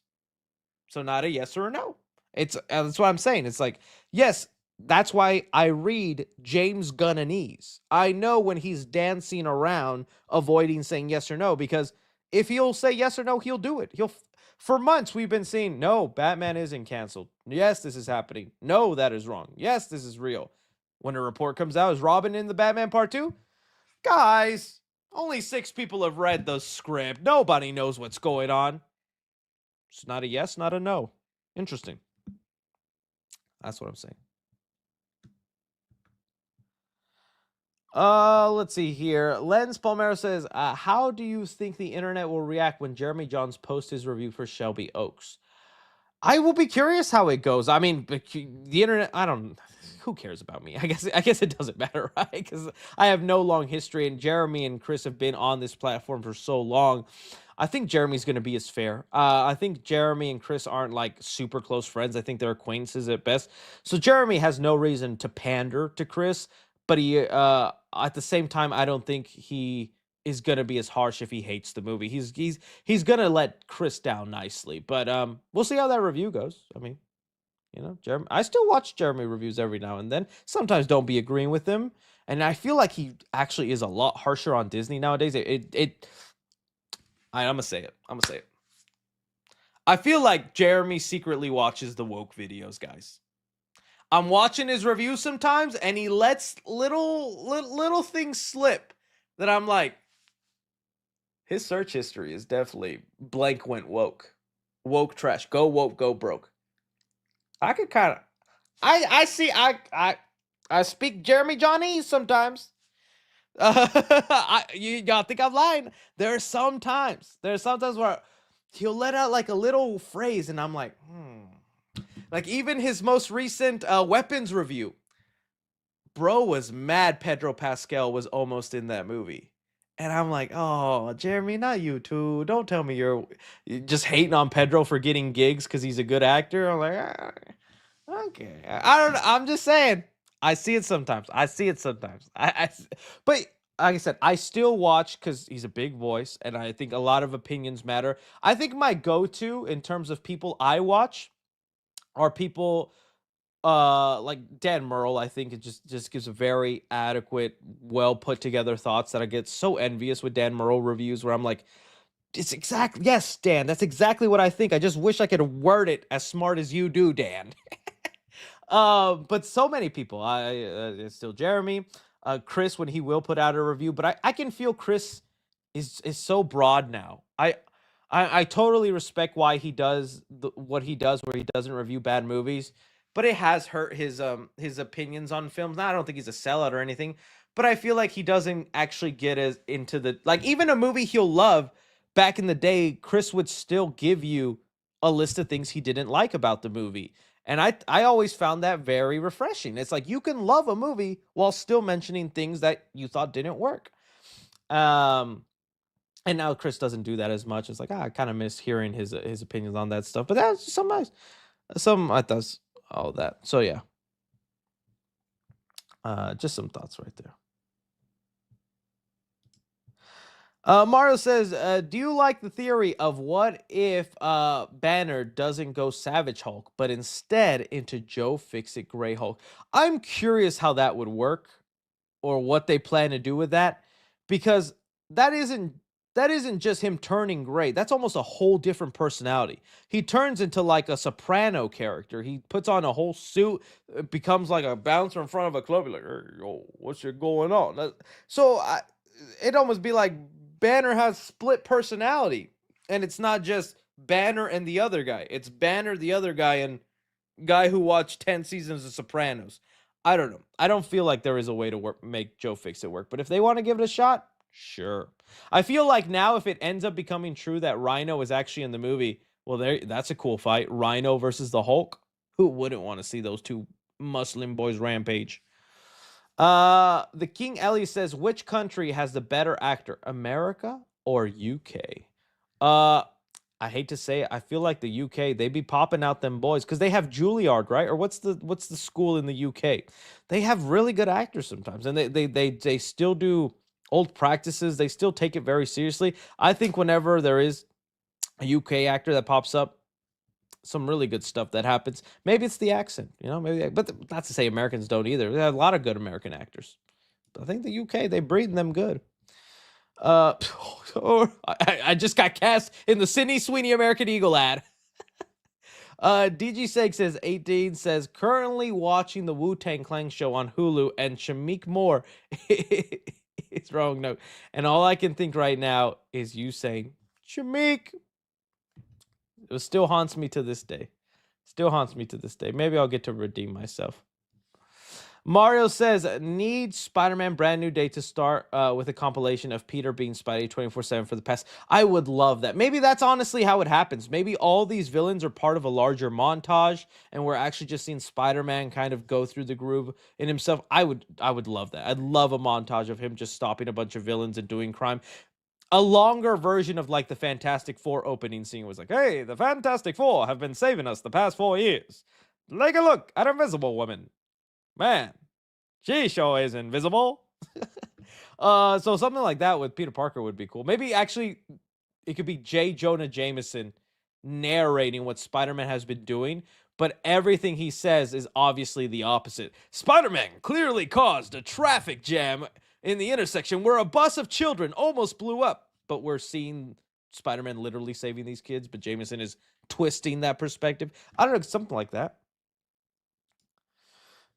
Nick Figure says the grave photos are a spoiler. Peter dies and visits his own grave as a ghost. I'm a scooper, trust me. I've had inappropriate theater moments as well. Jeez. Oh no. I can't wait to see what he says to May. May, I did it. And now it's a brand new day. And then Aunt May's hand just comes out of the grave. That was the magic word, Peter. I'm alive. Aunt May. You have cancer, Peter? What? Yeah. That's the cost of my life back. Oh. Hyde says, Chris, do you think they will do Punisher justice or flop it, as it's said to be nowhere near as brutal? Think it'll work? I think they will do Punisher justice. I feel like there is a way to kind of like push the limit of PG-13. There's a lot of off the screen stuff they can do. To me, it's going to be more of the ideologies clashing of Spider-Man not wanting to believe that you just kill all the villains. Because even if you bring it up, which I should have said this as part, I'm going to have to add this in the clips.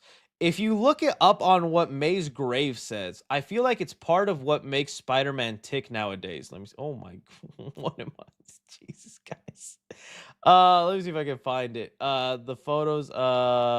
Where is it? What is going on? Where is it? This is just. This was not it. Am I on new or hot right now? I am on hot. Okay, I'm just gonna have to look up the Spider-Man photos. On grave. Okay, if you look at Aunt May's grave, there is the engraving where it says, "When you help someone, you help everyone." I think that completely goes against the Punisher's moral idea, right? Because the Punisher is, you're an evildoer, you commit a crime of a certain level. Because I don't think the Punisher kills people who just like petty thieves and whatnot, but murderers, rapists, people like that. Punisher's like bullet, right? Peter here says, when you help someone, you help everyone. That idea clashes with the Punisher's ideology, and I think that's what Peter's mainly going to be trying to like, get through to the Punisher and whatnot. It's like, no, you can't kill Scorpion. I know he's evil and he's done wrong and he's killed people, but there's still a chance. There's still a light. Something like that. Something like that. I know it's a reference to the Insomniac game, but it's still to see him go back into the grave. I feel like it could work, and it was also a big part of Spider-Man: No Way Home. Peter didn't really think about wanting to cure or help the villains, but May pushed him to see that that is the best thing to do, and then it happened.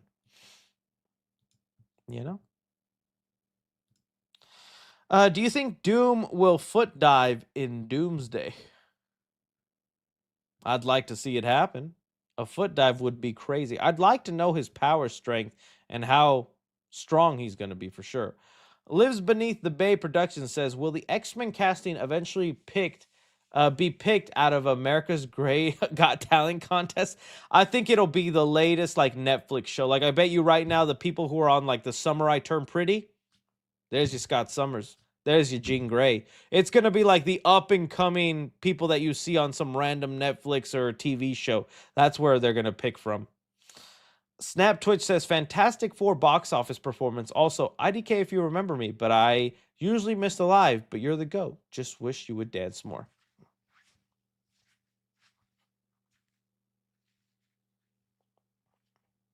There you go, buddy. That one's for free. Yeah, we talked about the Fantastic Four box office performance a lot now, but I think there's more factors than that. It's just really sad to see now a really good MCU movie can now be underperforming. Because we saw that with Thunderbolts, but we thought, oh, it's because no one knows the Thunderbolts. People know the Fantastic Four, and it's I don't say flopping, but it's not reaching the numbers that I think Marvel was hoping for. Eric Garcia says, people complain about Spider-Man 3 having many villains. I hope Brand New Day doesn't end up like TASM 2, where there are highs and lows to the film. Yeah, we'll see, but sometimes the highs of TASM 2 are so good, man. I don't want to get into that debate, and I don't want to get into arguments because I'm happy with Tom Holland's. But there are highs in TASM 2 I have not felt in the highs of like at least the first two Tom Holland movies, right? So even if it wants to go that high and them lows, I'll take it just to feel something. I don't think it'll be that though. I think that possibly best solo Spider-Man movie. The boy off film for Tom Holland. Sending them support. Thank you. Police! Oh no! Black Spider says I'm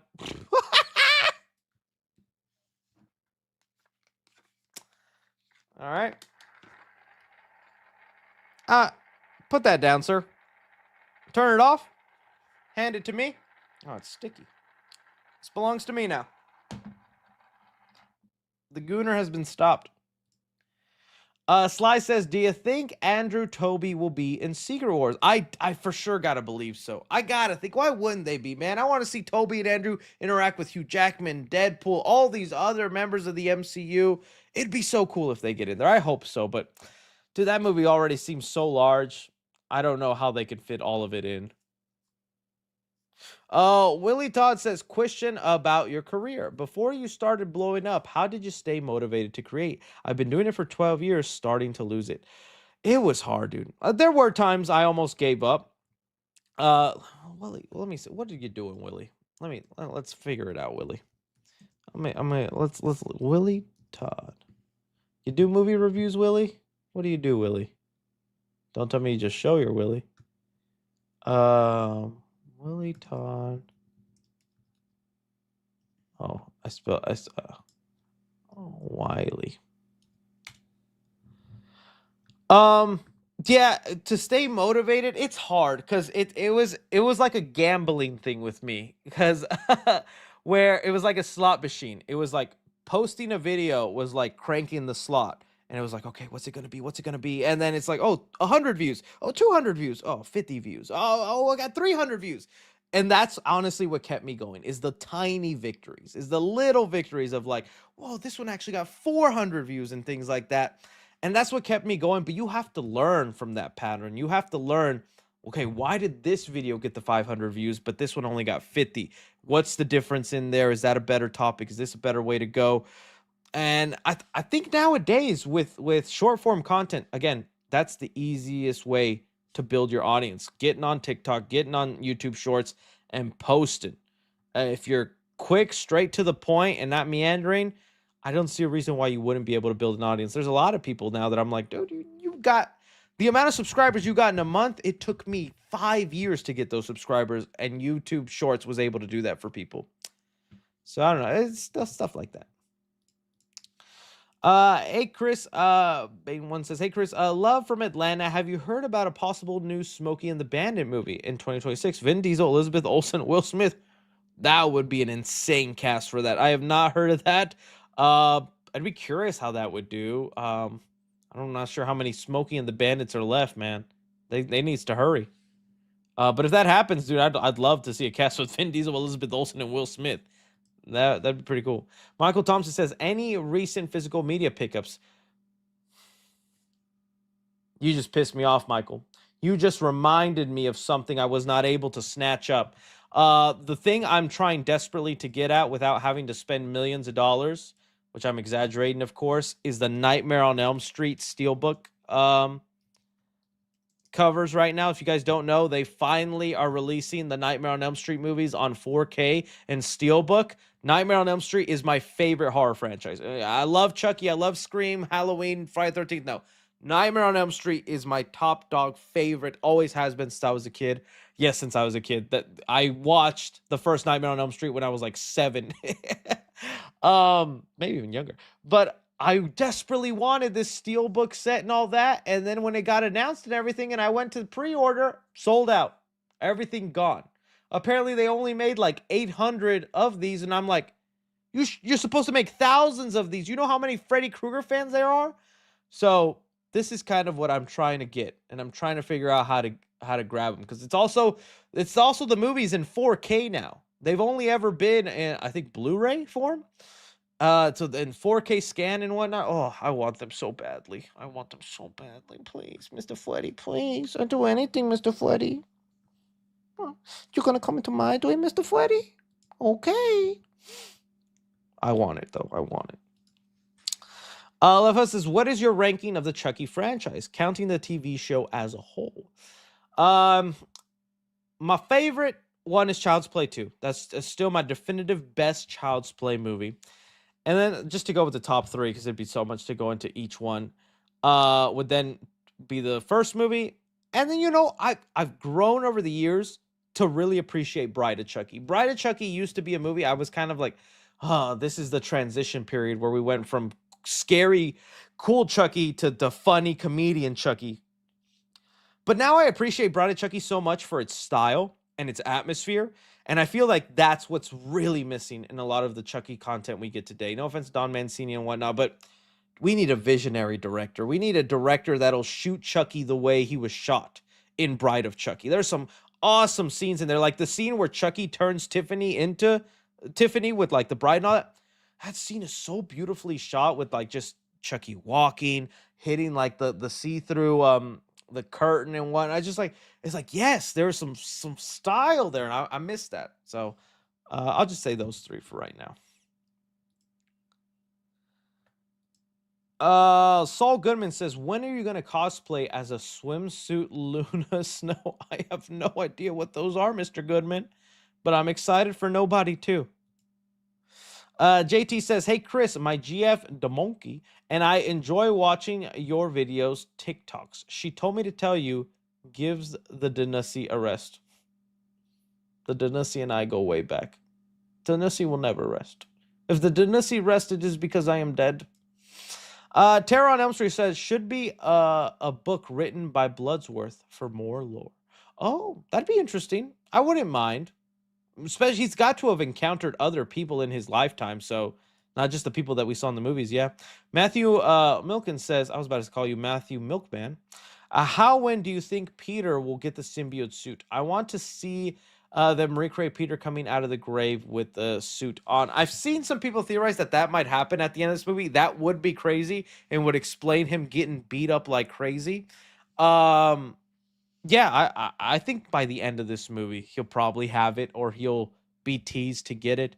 And then we have a full movie in Spider-Man 5, because he's got to wear it during Secret Wars, right? Secret Wars, he's getting it so they can recreate that cover of Spider-Man with the symbiote.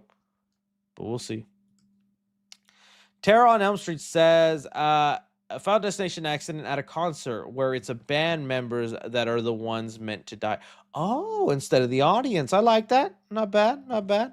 3C Gaming, it will haunt you. Well, I technically still do 3C Gaming every now and then with the Fortnite videos, but I know for sure I want to try to figure out a gameplay of the new Hellraiser game. That looks so interesting. And as someone who always complains that they only make asymmetrical horror games off these IP characters, I'd be a hypocrite if I didn't support that new Hellraiser game, since it's actually a story-driven game. And that's what I've been begging for with a lot of other characters. But the only problem is that game nasty. That game is a mature buddy, so I'd have to figure out a way to like do some playthrough without, getting demonetized. Josh White says, I know I tried Marvel Rivals. I couldn't get into it that much. I had fun for like 3 days, and I was like, I'm done. Josh White says, hey, 3C, what do you think the plot of the Batman 2 will be? Also, what villains and heroes do you think will show up? Mr. Freeze. I'm hoping for Mr. Freeze. If Mr. Freeze isn't in Matt Reeves as the Batman, then I hope Mr. Freeze is the villain in Batman Brave and the Bold. Aside from that, though, I'm curious how they will use Joker again. What other side villains that aren't like the main villains, like a Two-Face, almost the way they treated Penguin in the first Batman movie. Something like that I'd love to see go down. But we'll see.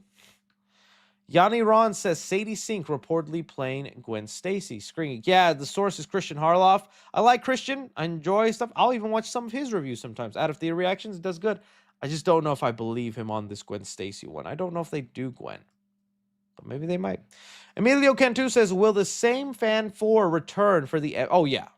I think there's no way you recast them. If they do that, that'd be crazy. But maybe that's their plan. Maybe each Fantastic Four movie is a different cast. That would be wild.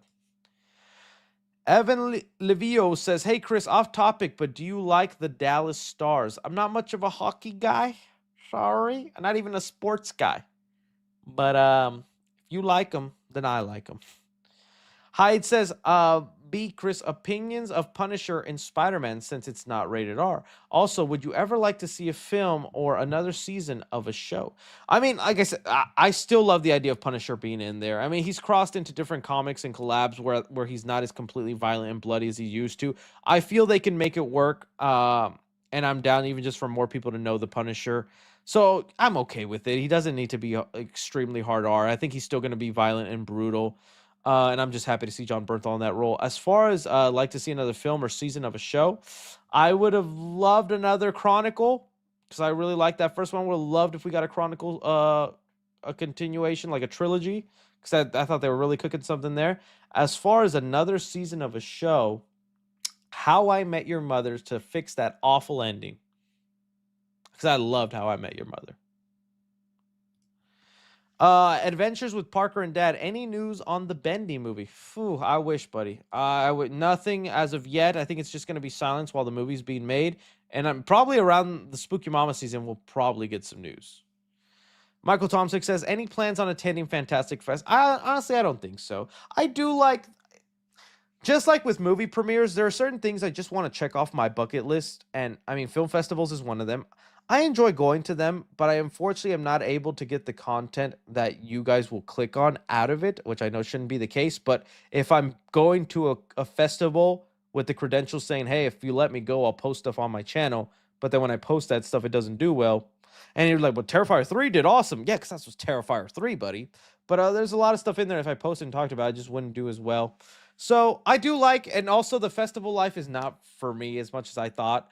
There's still so much hassle in trying to get into screenings, even with press credentials, and you just become exhausted and almost like how I said, turned off to the situation. So I don't think I'm gonna do Fantastic Fest.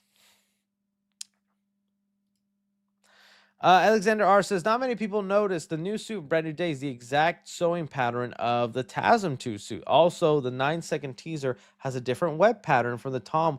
I've seen that. I think people are reading too much into the web pattern being different. I'm thinking the suit that they did the teaser was a suit where it just like really highlights the 3D print. Because if you go back, there's a reason the Tobey Maguire suit in Spider-Man No Way Home actually isn't his real suit. It's a suit where like the webbing is imprinted on instead of what it usually is in his movies, where the webbing is a separate layer on top of his suit. And that's because that stuff is such a hassle. It comes apart, it falls out, it always has to be sewed or glued back in. And it was such a pain in the butt for them that they would have different suits for situations where that wouldn't happen. I'm thinking the suit that they filmed for that was that kind of suit where the engraving is meant for the close-up shots, and then for more of the action scenes like being on top of a tank and whatnot, you were actually getting the suit where the webbing is actually printed onto the suit. Does that make sense? So yeah. Sends in some, we have Sneakers Among Us sends in some support. Thank you so much. King Olive sends in some more support. Thank you.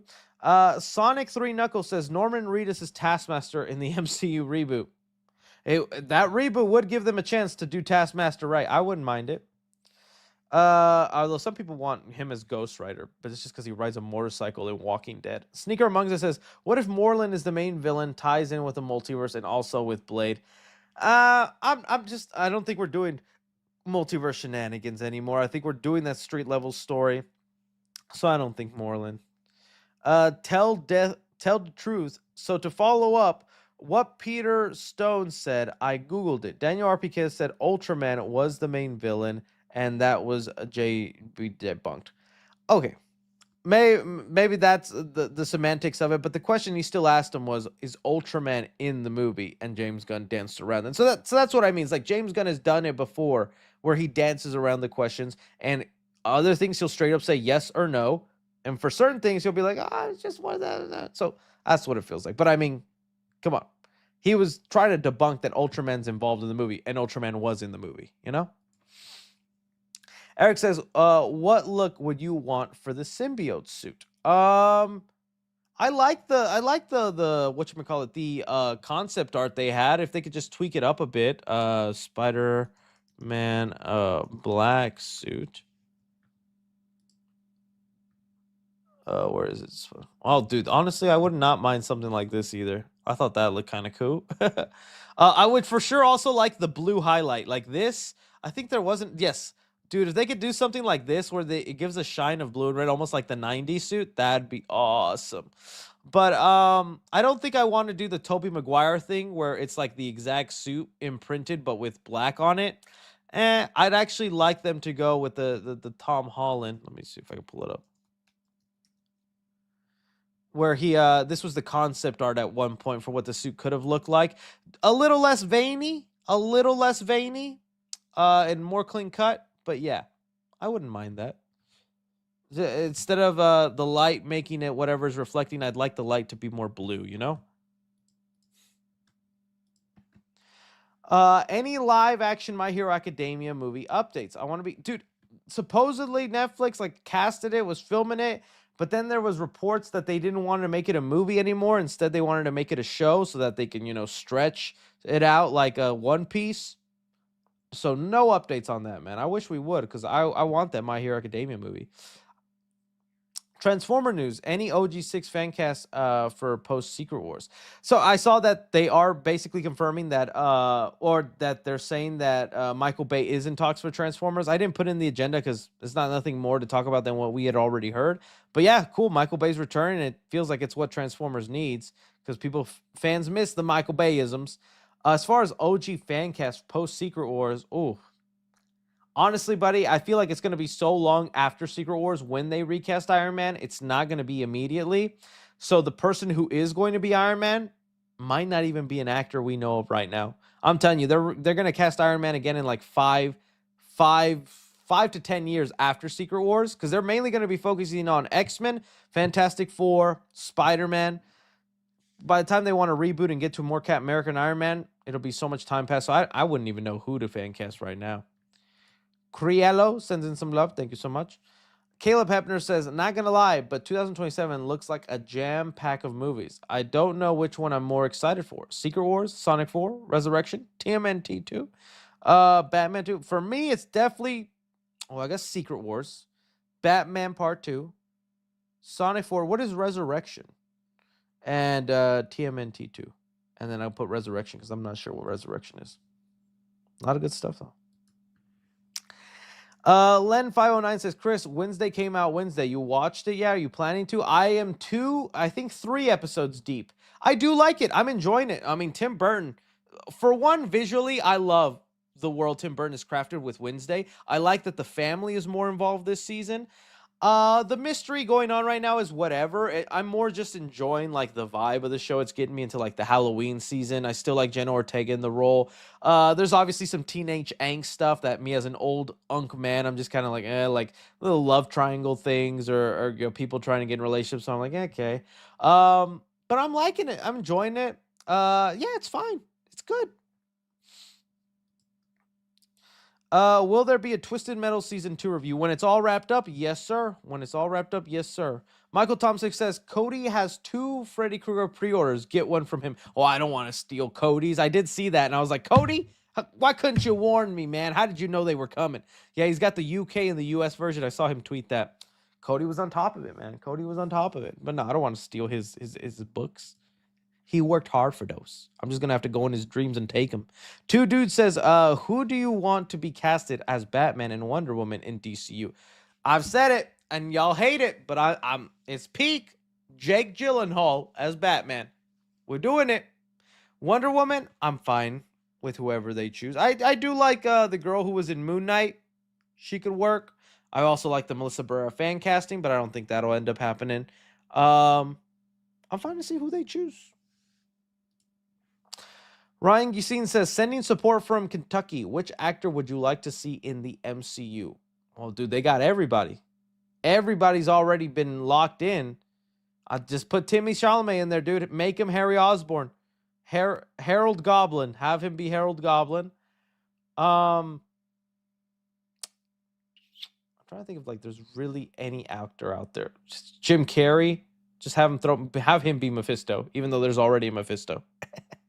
Not sure. Jack Black as Batman. That's a crazy one. Spidey says, do you think Superman deserves a trilogy? Yes, Superman deserves a trilogy. Are you kidding me? So that's why I'm James Gunn, why are you doing this half sequel, half not thing?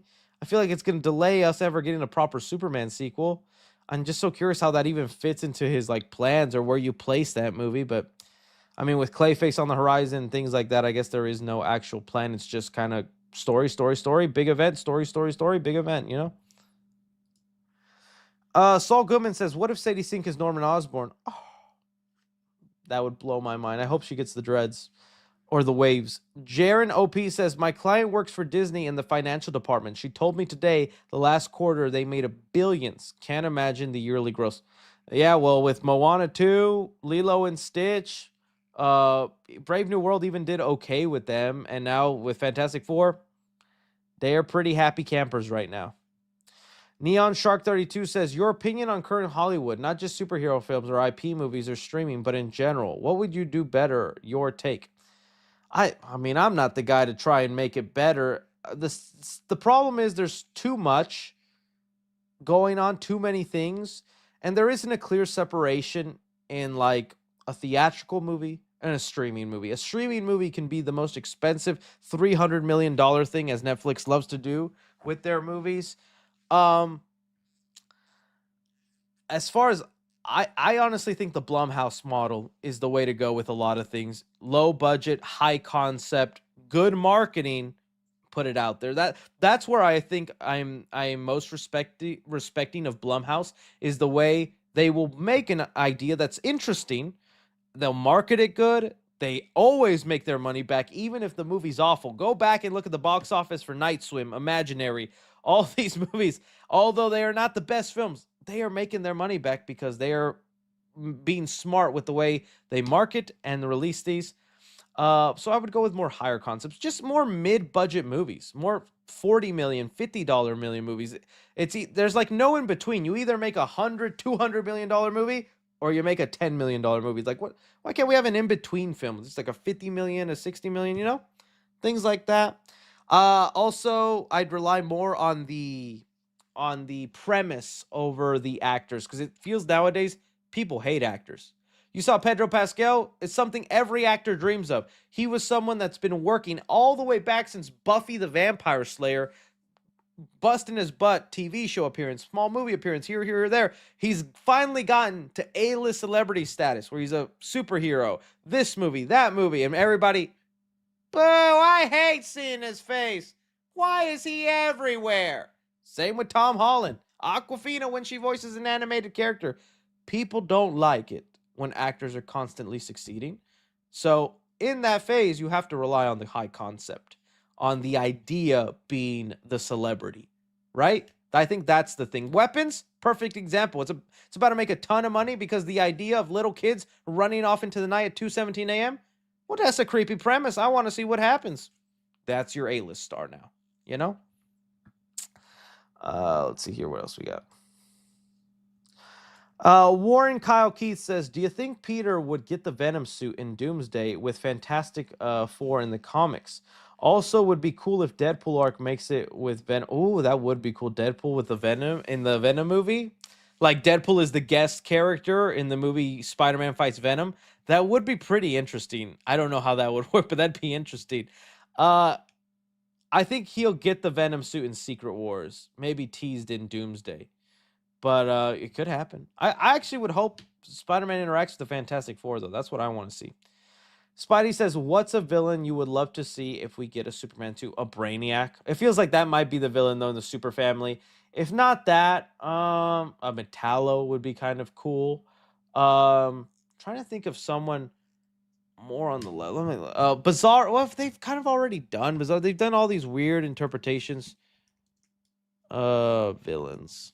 I think they're definitely gonna bring back though Ultraman and have him be Bizarro in a weird way. Mr. Miximplixit. I don't want to do General Zod. We've done General Zod enough. I definitely don't want to do Doomsday. I don't know what this robot Superman is, but it feels like, again, you can't even do Cyborg Superman because that's already kind of like clone Superman that we just got with Ultraman, right? Trying to see these. Mongol would be kind of cool. I wouldn't mind a Mongol. You eventually got to lead Lex into the super suit. I would want Lex in his super suit. I don't know. Parasite would be cool. We'll see. Marvel Combat. Thoughts on Wanda versus Franklin Richards debate? Oh my goodness. I feel like Franklin is easily a winner in that situation. He creates universes and galaxies. Wanda can create a small town and bring her children to life. I think Franklin can create a planet of just Wanda's children. Maybe Wanda will want Franklin to actually build that for her. But I love Wanda. She's clearly very powerful. And I mean, she was way more powerful than Doctor Strange. And I didn't even think that was going to be a thing. But yeah, I'm not downplaying Wanda's strength. She's a very powerful character. But Franklin is also OP. And that doesn't even mean I like Franklin more. I prefer there being limitations to heroes. When they can do anything and do that much crazy stuff, get out of here. I would have sent that baby to Galactus with Amazon Prime shipping. Chris, I have been watching you since 2018. While I was renovating my house, I have now renovated 4 houses since, and continue to watch you. You are the man. Keep doing you, brother. Hey, I'm glad the echoes of my voice can be within those homes, and I hope I haunt them whenever no one is looking. That is the final super chatty, guys. We have ended our live stream today. Thank you so much for all being here. I love you guys so much. You make my life so much better. I can't wait for more fun content headed your way. Thank you guys for watching. Don't forget to check out the Clipsy channel. Love y'all faces. Hasta luego, my friends. Hasta luego.